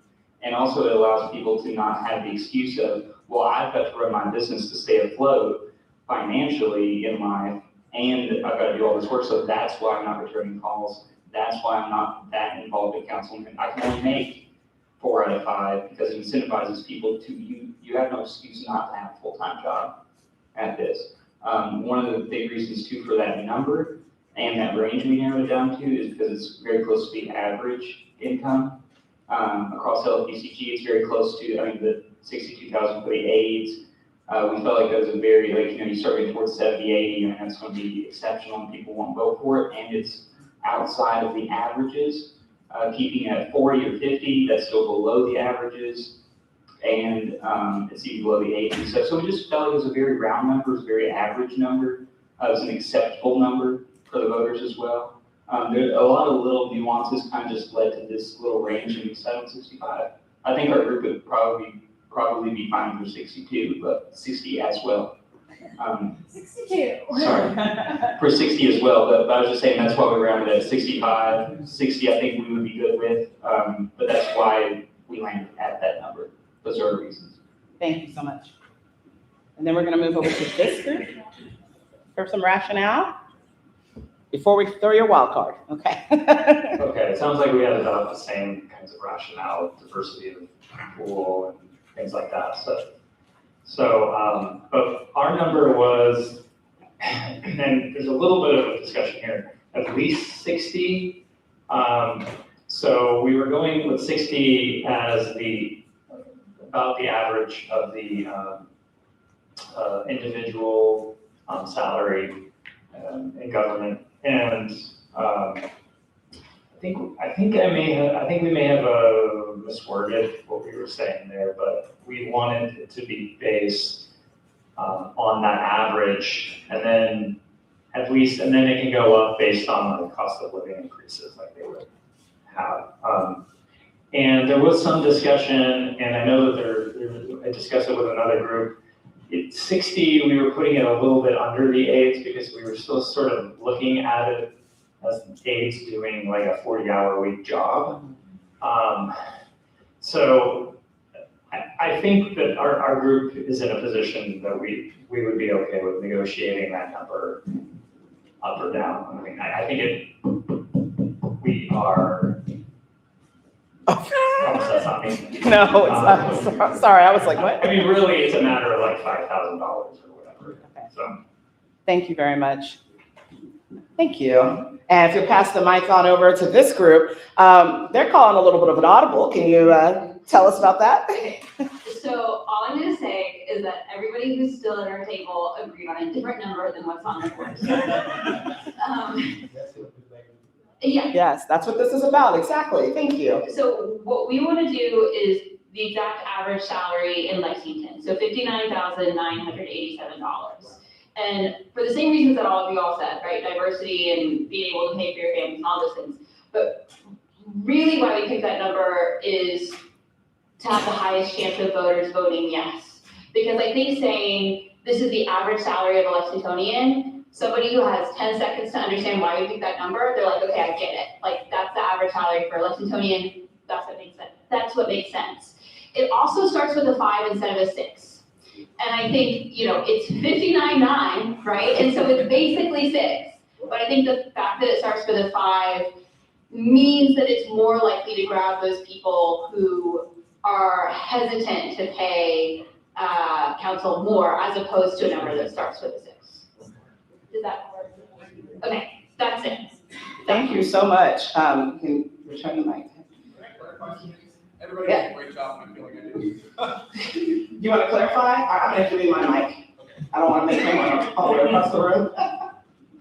I like the counter gave a range because our range was extensive. It ran from no change, which was 42,000, all the way up to 80,000. So our average was wild. I think I misrepresented Larry's perspective. Transparency and simplicity, I think it really comes down to, which is kind of what you guys are saying and how you ended up at the same conclusion. I think for everyone else, a lot of the things that were said were also in there. We feel it should be treated like a full-time job, that paid like it, not looking at the candidate pool.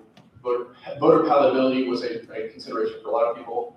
I have a whole piece on that, because that's not what it's about, but that's where we came from. I appreciate that.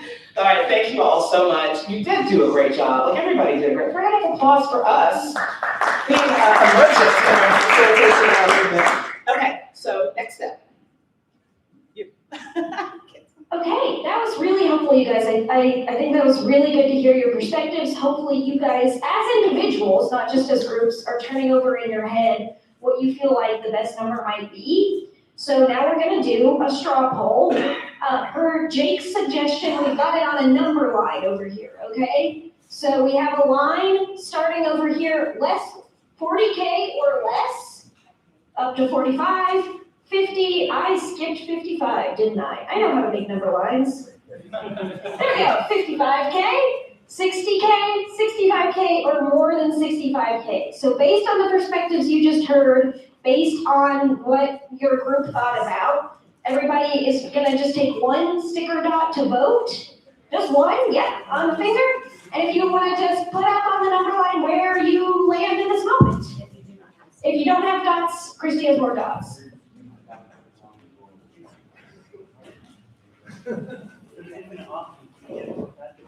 If your dot comes all flat row. Yeah. Okay. Oh, that's Noel's. It's not yours. Yeah, I'll just pull mine up because I know my password. Yeah, I know this is They're about done in there. Do you want me to bring a flip chart so they can write their proposal on? Yeah, that would be great. I didn't know you were in here. L6. Just remind you of this. Yeah. Okay. Yes. Richard's nonsense. There you go.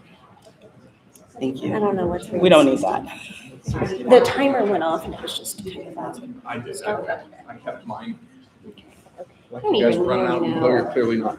I think my frustration with the process is that I feel like we're presupposing a frame, Oh, setting it's- a number, and backing our way into it, finding a justification for the number rather than the other way around.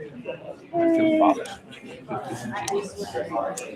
So We don't have to change anything, but I would. How we can. Oh, good, Richard's back. Talk a little bit more about this process. I don't want to set a number and then come up with a reason for it. I want to have a reason and use that reason to set a number. And it feels backwards to do it the other way. Feels the other way around.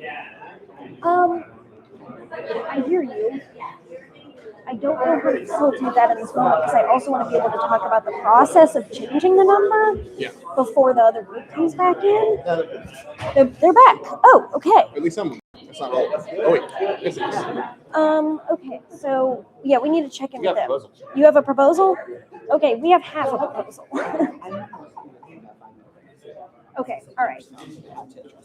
All right. Welcome back to everybody. We're going to take a 5-minute break and then come back together as an entire group. So take 5.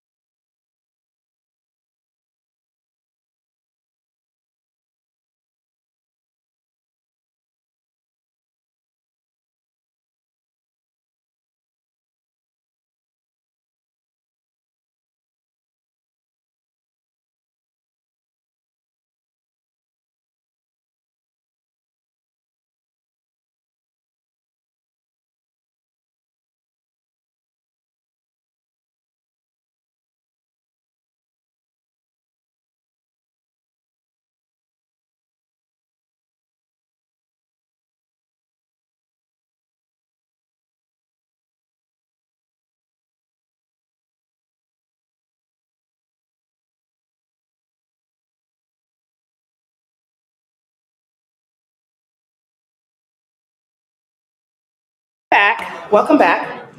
So we did do a little bit of a straw poll over here. For those of you who were not in here, I just want to share what we just did.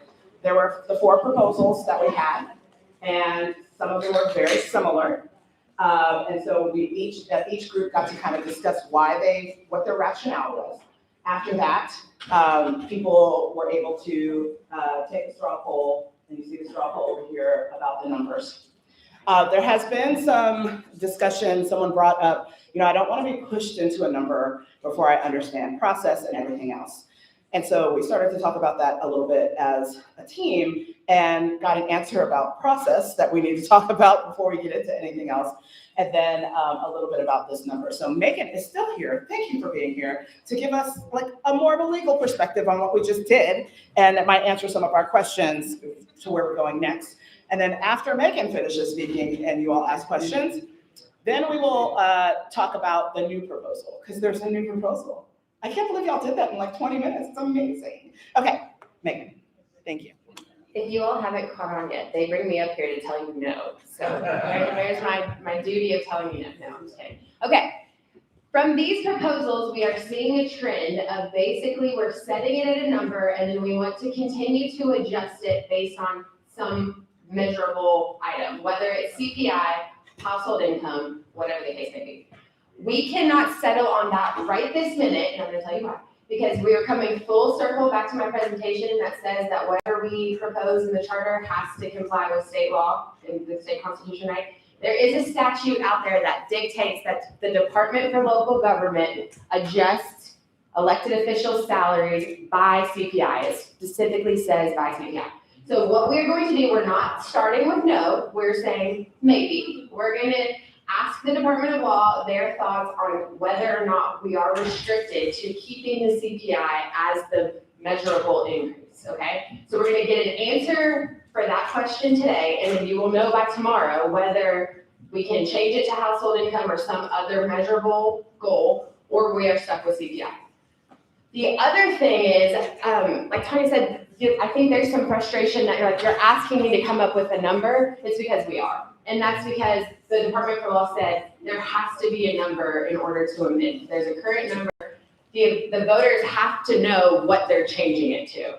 So I understand your frustration, but it is what it is. And so that is why you are being asked to come up with a specific number. So those 2 things, 1, we have to have a number. 2, we are going to do our due diligence on the back end, get some answers for you, and then tomorrow you will know whether or not it is legally permissible to tie those increases into something other than the CPI. Will you be patient with us while we do that, please and thank you? Okay, thank you. Okay. Okay, that was like, I did it softly. All right, there's, thank you so much. There is, what? More questions. You have more questions now? Well, we're gonna hold our questions for now because there's another group that wants to give us a proposal, so you'll have even more questions after that. Who is speaking on behalf of the group that's giving the proposal that y'all just came up with? All right. I will hand you the mic. Yes, so we're the dissenting group. So Wildcats, I just saw it. Dissenting Wildcats.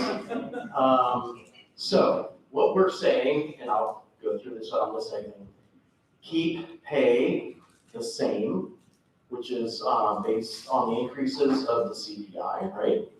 But create a citizen compensation review committee convened every 4 years and chosen by sortition, which is the way our group was chosen, by sortition. A number of 12 people that will be selected that uses economic data, including area median income resources. So they would come up with that every 4 years. And then that would be recommended to City Council, which they would vote on. Okay. The why, it enhances accountability by introducing citizen oversight. And it maintains the status quo, but preserves future flexibility. So this is a system where if there's flexibility needed, it's there to increase accordingly based on, excuse me, the economic data. Does that make sense? Thank you. Did you all get enough of the why behind that, or do we need to hear more about the rationale?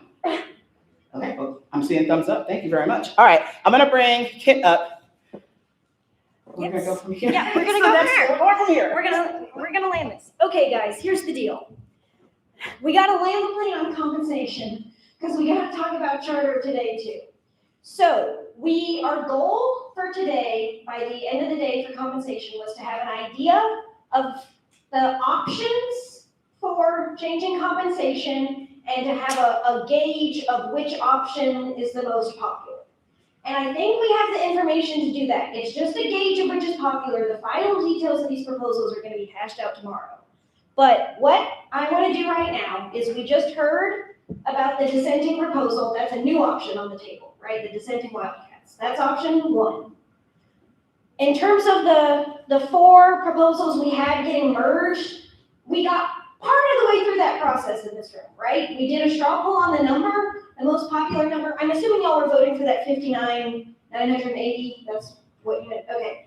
So we agreed. Really? That's more than 70% right there. That was 60. Is it the 59,980 or is it the 60? It's 60. Okay. It's a mix. Okay, we'll say 59 to 60.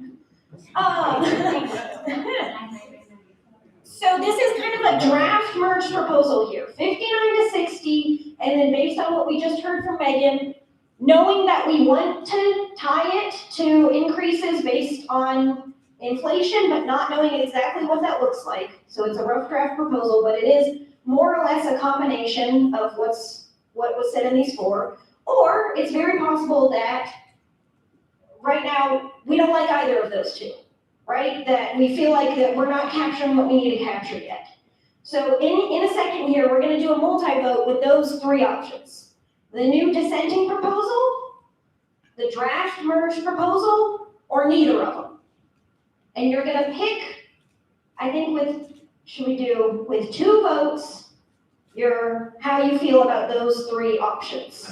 Knowing it's not final, knowing we just need to get a gauge of where we're at so we can talk to some lawyers and finish tomorrow, do we feel good about doing that last straw poll before we take a break and switch to charter?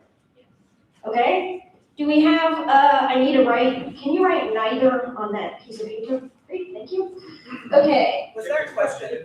Okay, do we have, yes, questions? So we're voting on 2 options? Because we have this multi-vote, you get 2 votes.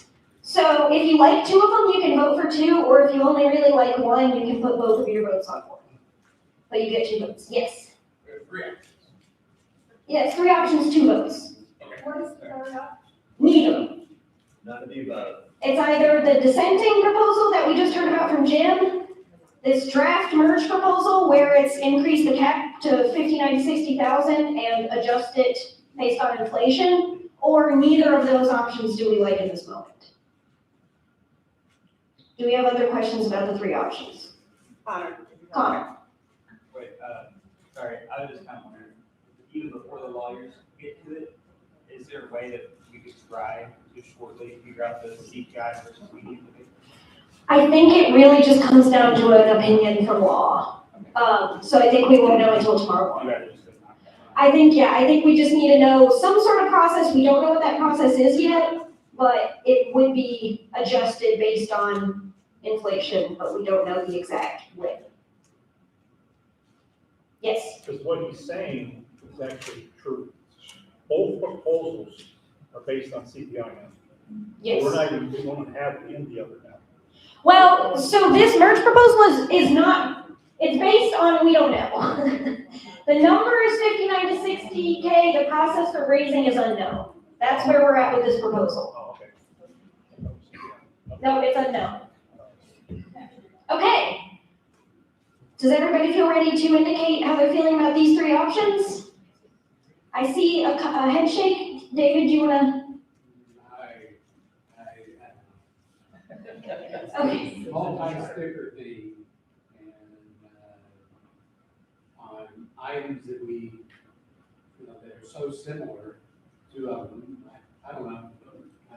So we're merging. Yeah, we're merging. So it might be confusing to still have these two. Yeah. Let's take these down. Okay. So then we'll put neither up. So these are now our three options. We got this new dissenting one where we keep pay the same but create an independent commission.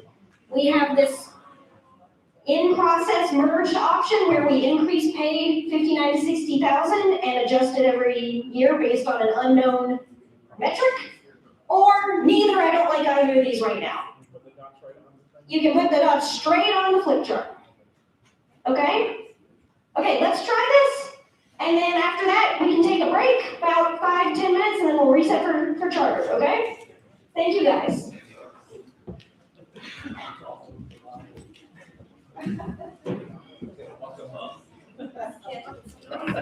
I'm voting for Laura. Okay.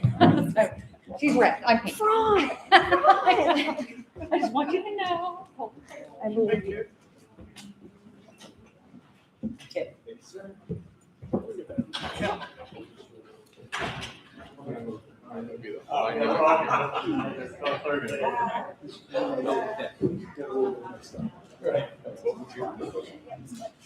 Honestly, you be iteration, but not starting with the number and going backwards. 6 weeks long. You ready to do it again? I know your internal dissension.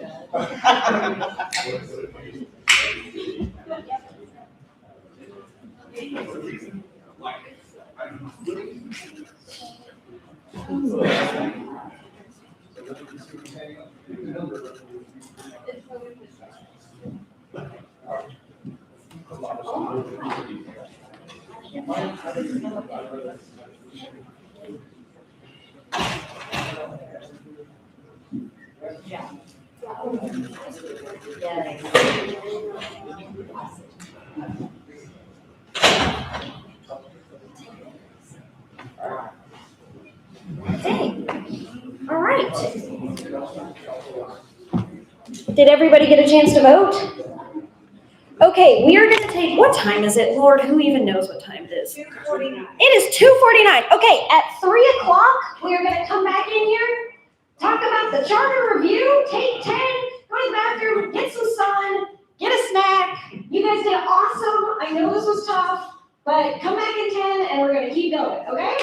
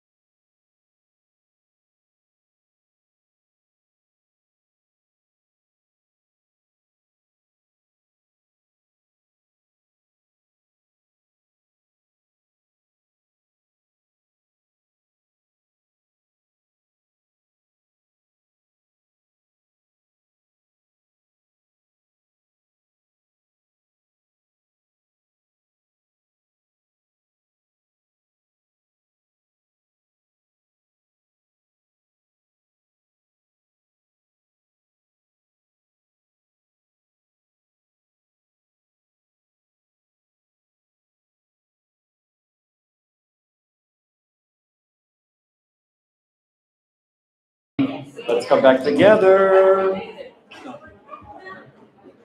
Clap once if you can hear me. Clap twice if you can hear me. Clap 3 times if you can hear me.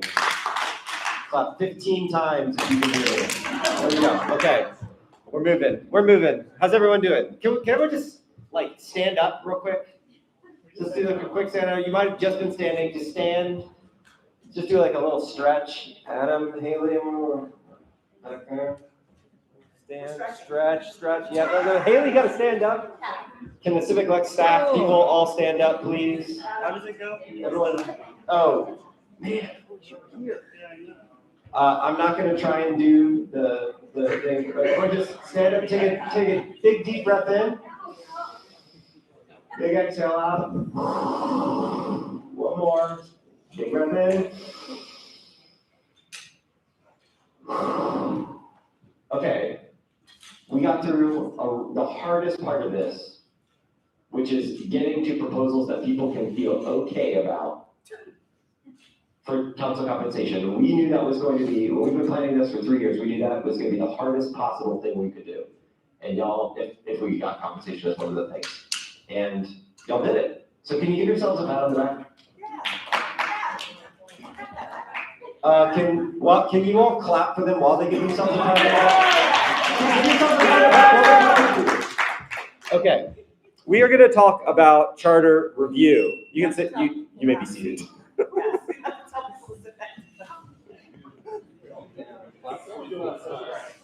Okay.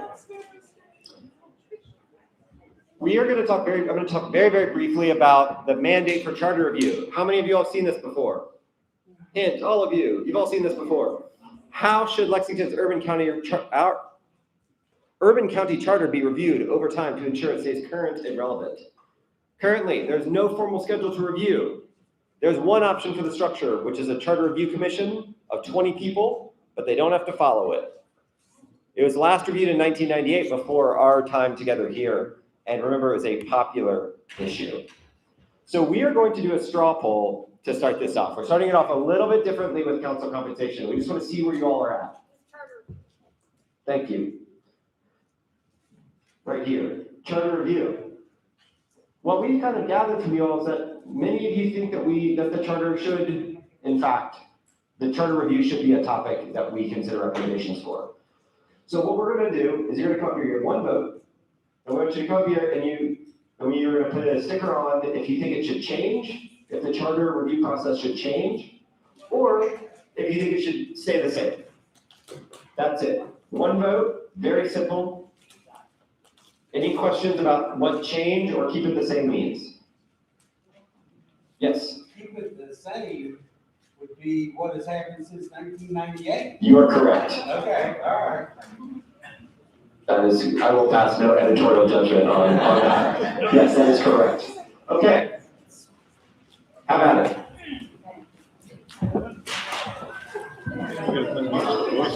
So then after this, I'm going to introduce the worksheet, and then we're going to put the groups, right? Yep. Okay, perfect.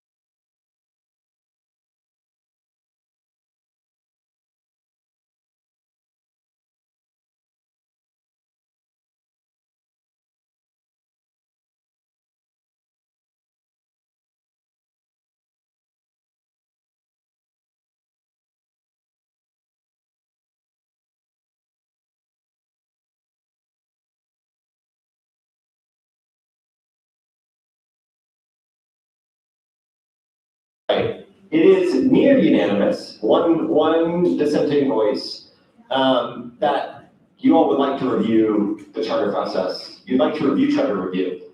So Kit is going to introduce the worksheet for charter review. Okay, woo! I won't make you guys stand up. All right, so we have a second worksheet that Haley is gonna pass out. We just need one per table, Haley. Although if you want to pass out two so people can look at them, I guess. Because we have a little less time for charter, we're just gonna do one round of proposal drafting this afternoon. So you'll be back with your same team from this morning, your same animal team, reunion of the monarch butterflies. You're gonna make one proposal as a group based on this worksheet. And this one's a little bit different, but pretty much the way it goes is if you decide, yes, we want to change the charter review process, remember that those kind of three big buckets for how you could make changes to it. You can add a new when or schedule of review. You can add a new who or specific group that should conduct that review. You can add a new how, like a new process of review or approval. Or maybe you can add something else entirely that we haven't thought of. But those kind of basic buckets of thinking about what a charter review process could look like. And essentially, yeah, your group needs to decide which of those buckets you want to work on. Maybe you don't care about the who. You really just want to focus on the when. Maybe you really want to do the when and the who, but not the how. You know, whichever one feels right for your group. You're going to have about 35 minutes to develop a proposal based on those buckets in your teams of 6. And we can have the same 2 teams go back to the classroom. We can leave one in here, and then we can have one across the hall in the art room. Okay, you'd like to say that. That works too. Okay, any questions about the proposals? Yes? I think we have a group member who doesn't feel very comfortable moving. Oh, okay, yeah. If you want to stay in this room, you can. If you want to go to a different room, you can. I will let you guys make that choice. Okay, so here are our groups. They should look familiar from this morning. So the big-eared bats will be, once again, facilitated by Nikki. The monarch butterflies, and big-eared bats, raise your hand. Where's our big-eared bats group? Okay, great, wonderful. Monarch butterflies, raise your hand. Okay, you guys will be back with Megan. The flying squirrels, raise your hand. Okay, you guys will be back with Javon. And then the box turtles, raise your hand. Okay, you guys will be back with Noelle. So table facilitators, if you can just go stand by your group right now, you guys can make a decision about where you want to go and just come back to this room by 3:45. Okay? Thank you.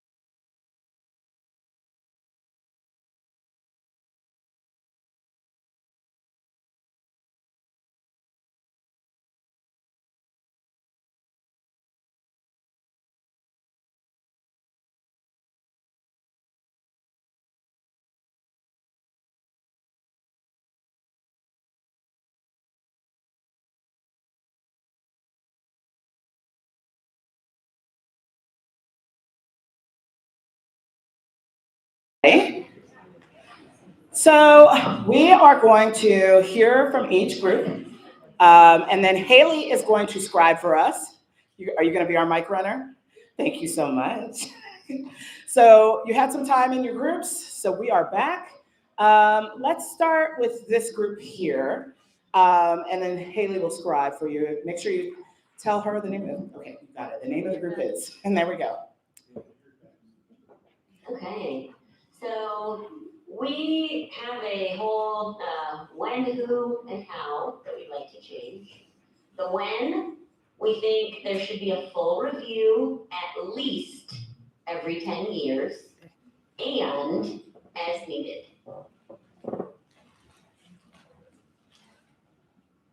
So every 10 years and as needed. Okay. And we did want to make a note that the as needed session does not take place of the full review. Oh, so the full okay. review happens every 10 years. And then if there need to be issue-specific things, those can happen as needed. Okay, thank you. The who, we thought it should be a citizen review commission that is decided by sortition, very similar to how we decided this. We really liked that process. We thought it should be 36 people, 3 from each district, and we definitely think that they should be compensated.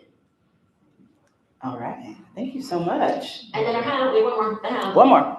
The how is, oh, you got it? okay. Okay. And how, the process of the full review can take no longer than 12 months. It should require public comment / input. Making sure the scribe can keep up. Thank you. Require public input. Council can propose review items, but the commission is not limited to or committed to those issues exclusively. So there can be other issues that come up and it's not just those, okay? Yes, and then we said, we liked, if 85% of the commission can agree on a recommendation, it can go directly to the ballot. Otherwise, it goes to the council for a ballot vote. Oh, okay. Thank you so much. Okay, can we actually put that up here too? Thank you so much. Round of applause for this group. Very thorough. We're gonna move over to this group here. Where do you want? Right up there. We can tape it on if we can. There's some blue tape behind you. Thank you.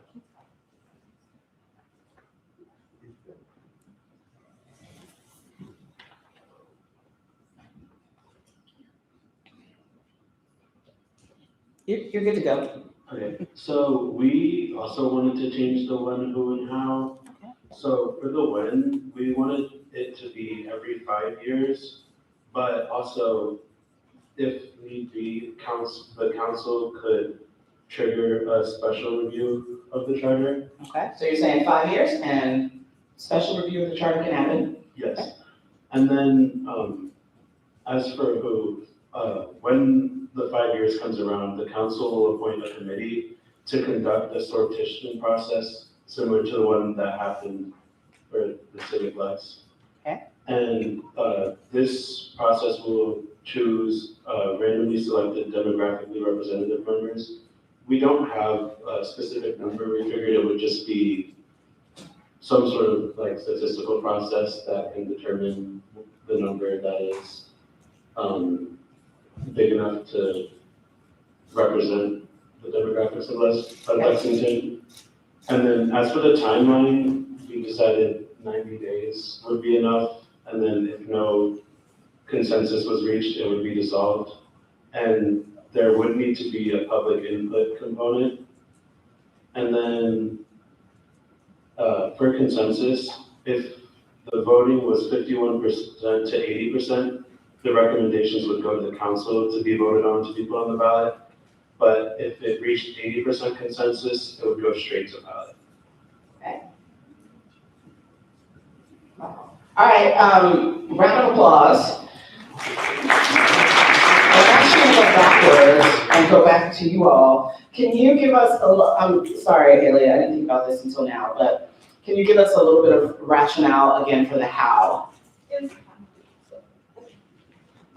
So for us, we we were kind of basing it on the fact that the last full charter review that was done in 1998 took over 2 years. So we wanted to make sure that there was, for a full review process, a real strict timeline. And that would include the time for public input, for like the whole process, no more than 1 year. And we, no offense to this table, we said higher than 80 because 80 is just like barely a B. You know what I mean? We want a little more confidence. Thank you. Thanks, Harry. Sorry. Back to this group. Can you give me some rationale on the how as well? Okay. I'll be asking hints. I'll be asking you all some rationale as well. Thank you. So we chose 90 days because we all agreed that, I mean, at least personally, if the process took a year, I don't think I would sign up to do it. And I'm sure a lot of other people also wouldn't sign up to do it. Yes, it's too time consuming. And then as for the 80%, I think that, I mean, 85% is really high. 80% is already, I think we calculated, it would be like only 7 people in this room were disagreeing. And we felt that that was fair. Okay, thank you so much. We're gonna move over to this group here. This one right here, yes, thank you. Heck, I'm gonna ask for the how as well. The rationale on how. So we decided on the when as every 8 years and to target the presidential election ballot. First one probably started in 2030 and as desired. So the 8 years is an even 8 year, every 8 years is reviewed and the and is as needed. Who, it needs to be demographically representative sortition. We said 24, 2 from each district, and include a list of requirements such as race, ethnicity, geography, age, maybe income, not sure. But there needs to be a list of those, that data, those statistics. Anyway, how? We were a little divided on 3 to 6 months range. So we said 3 to 6 months 3 should be sufficient. 6, we feel like longer than 6 is too much. The charter's 26 pages long. So we felt that 6 months is, more than 6 months goes too long. 3 months is sufficient for any review, which is some of the 90 days. Public input and transparency should be a similar process to how this assembly has been organized and run. We feel like the way that you all done has been great. We would like to keep, for sure, the 10% back door that Lexington currently has available. So whatever we change in this review, to keep that 10% option there. Don't just erase that as we write over whatever is there. And the path to ballot, so the assembly takes it to council, which there is ambiguity there on whether to do a simple majority or 3/5 vote from the council. And then it goes to ballot. So assembly to council to ballot. Catch all that? Okay, thank you. Oh, and we wanted to keep the council involved as a little bit of check and balance rather than vote directly to ballot. Thank you. Make sure we have the council involved. All right, thank you so much. Round of applause. And then, last but not least, this group here. Hi again, everyone. Yeah, sounds like we all have the same ideas, which is really cool. I like it. So we kind of came up with some compromise. We left some things up for later debate since this was just sort of first take. We came up with a mandatory every 10-year review with, again, the ability to trigger in between. I think our major difference here is how that in between is triggered. So we wanted to use the language that's already in the charter for the committee to make it a mandatory standing committee. And that mandatory standing committee facilitates these civic assemblies, and they hear complaints from the public about the charter. And if they so deem it necessary, much like then, they would call an interim assembly. What was your rationale for that? Sorry. What was the rationale? The rationale is, if you have an assembly, we like the assembly coming later that would have the ability to bypass the council and go straight to ballot at a certain percentage. But You need someone to say, hey, this is what's happening, but it shouldn't necessarily be council because they already have their own way to send it straight to, so like basically this committee could call for the assemblies, it would be official, but it wouldn't be Chamber of Commerce going, hey, look, we made an assembly of all of our friends and we have a 70% quorum, we can just send straight, you know. So there is some way to recognize an official assembly that is not necessarily only from council. Lost track of where I was at. Saying really feels like assemblies will be, we didn't pick a number, but they will be selectarian and demographically representative. Number to be determined. A certain percentage of the quorum will go straight to referendum. We didn't have a particular percentage because we wanted to debate that further. Again, first take. That's pretty much it. Yeah. You got nodded heads over here. I think there's consensus. All right, round of applause. Is there one more thing? Yeah, Holy applause. it was a time-limited assembly. We Okay. just didn't pick a specific time frame because there were different opinions. Okay, so there's differing for opinions further on debate. that. Okay, so there's room for debate. Okay, round of applause now. Thank you. Thank you so much. All right, I'm gonna call Kit up for the next part. All right, that was great. Thank you guys so much. So just very quickly, so we have an idea of where the group is as a whole and what specific questions we want to ask the law department about tonight. We're gonna do our final straw poll of the day. So we have 4 options, which means you guys get, how many votes? Two votes.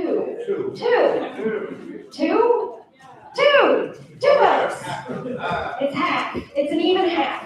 So get your final 2 stickers. You can vote directly on the flip charts where you're thinking. You can put both on one, spread them out, whatever feels right to you. And if you have any burning pieces of feedback for a proposal, feel free to write it on a sticky note. I also want their sheets. Oh yeah, and if groups can bring the worksheets up, and there's some tape right here, and tape your worksheets to your flip chart.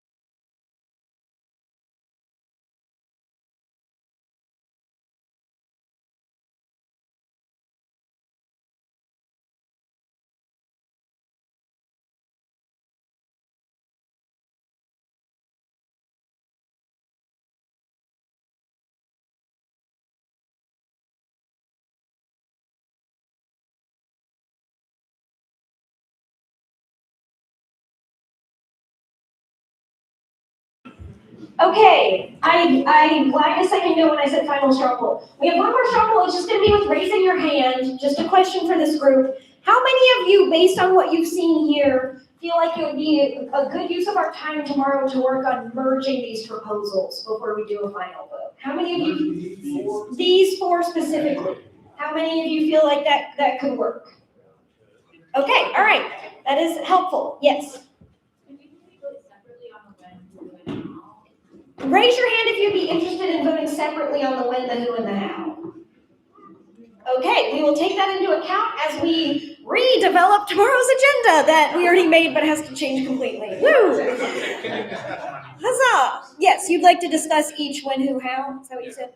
Okay, great. Okay, final few notes. I know we're at time. First of all, thank you a million to Megan Griffith from Kentucky City. Attorney. No, I don't know if you know this, but lawyers are expensive. And Megan is here completely for free. She is helping us with this process, and we are so grateful to her. We wouldn't be able to buy all these dots if we had to pay her. So I'll tell you that. Notes for last set. Our final session is tomorrow, 10 o'clock. If you need to be late due to Palm Sunday, please let your group know right now. And if you're willing to even exchange phone numbers with a group member so you can stay in the loop, that would be helpful. We will be finalizing our proposals, voting and pass recommendations. Don't forget, tomorrow, right after the session, we'll have a party at West 6th. Cupcakes. Vicky has a question? Yes, leave your stuff at the table. Leave everything that you're comfortable leaving here, and it will be waiting for you tomorrow. Connor, yes? I haven't even looked, but based on this, yeah, well, it looks like it's pretty even right now, so we'll see. On the process, no, we're gonna email them right now, so we don't know yet. Yes? Do you want us to wear a shirt tomorrow? Yeah, that's fun. What? Yes. Wear your t-shirts tomorrow. Wear your assembly t-shirts tomorrow. If you're willing. Great idea. Tommy, any other final questions? All right, Tanya, take it home. All right, everybody stand, please. We're gonna do a wave. Start here, and we're gonna wave all the way around. You all did some hard work. All right, thank you. We'll see you tomorrow. Huzzah! Huzzah!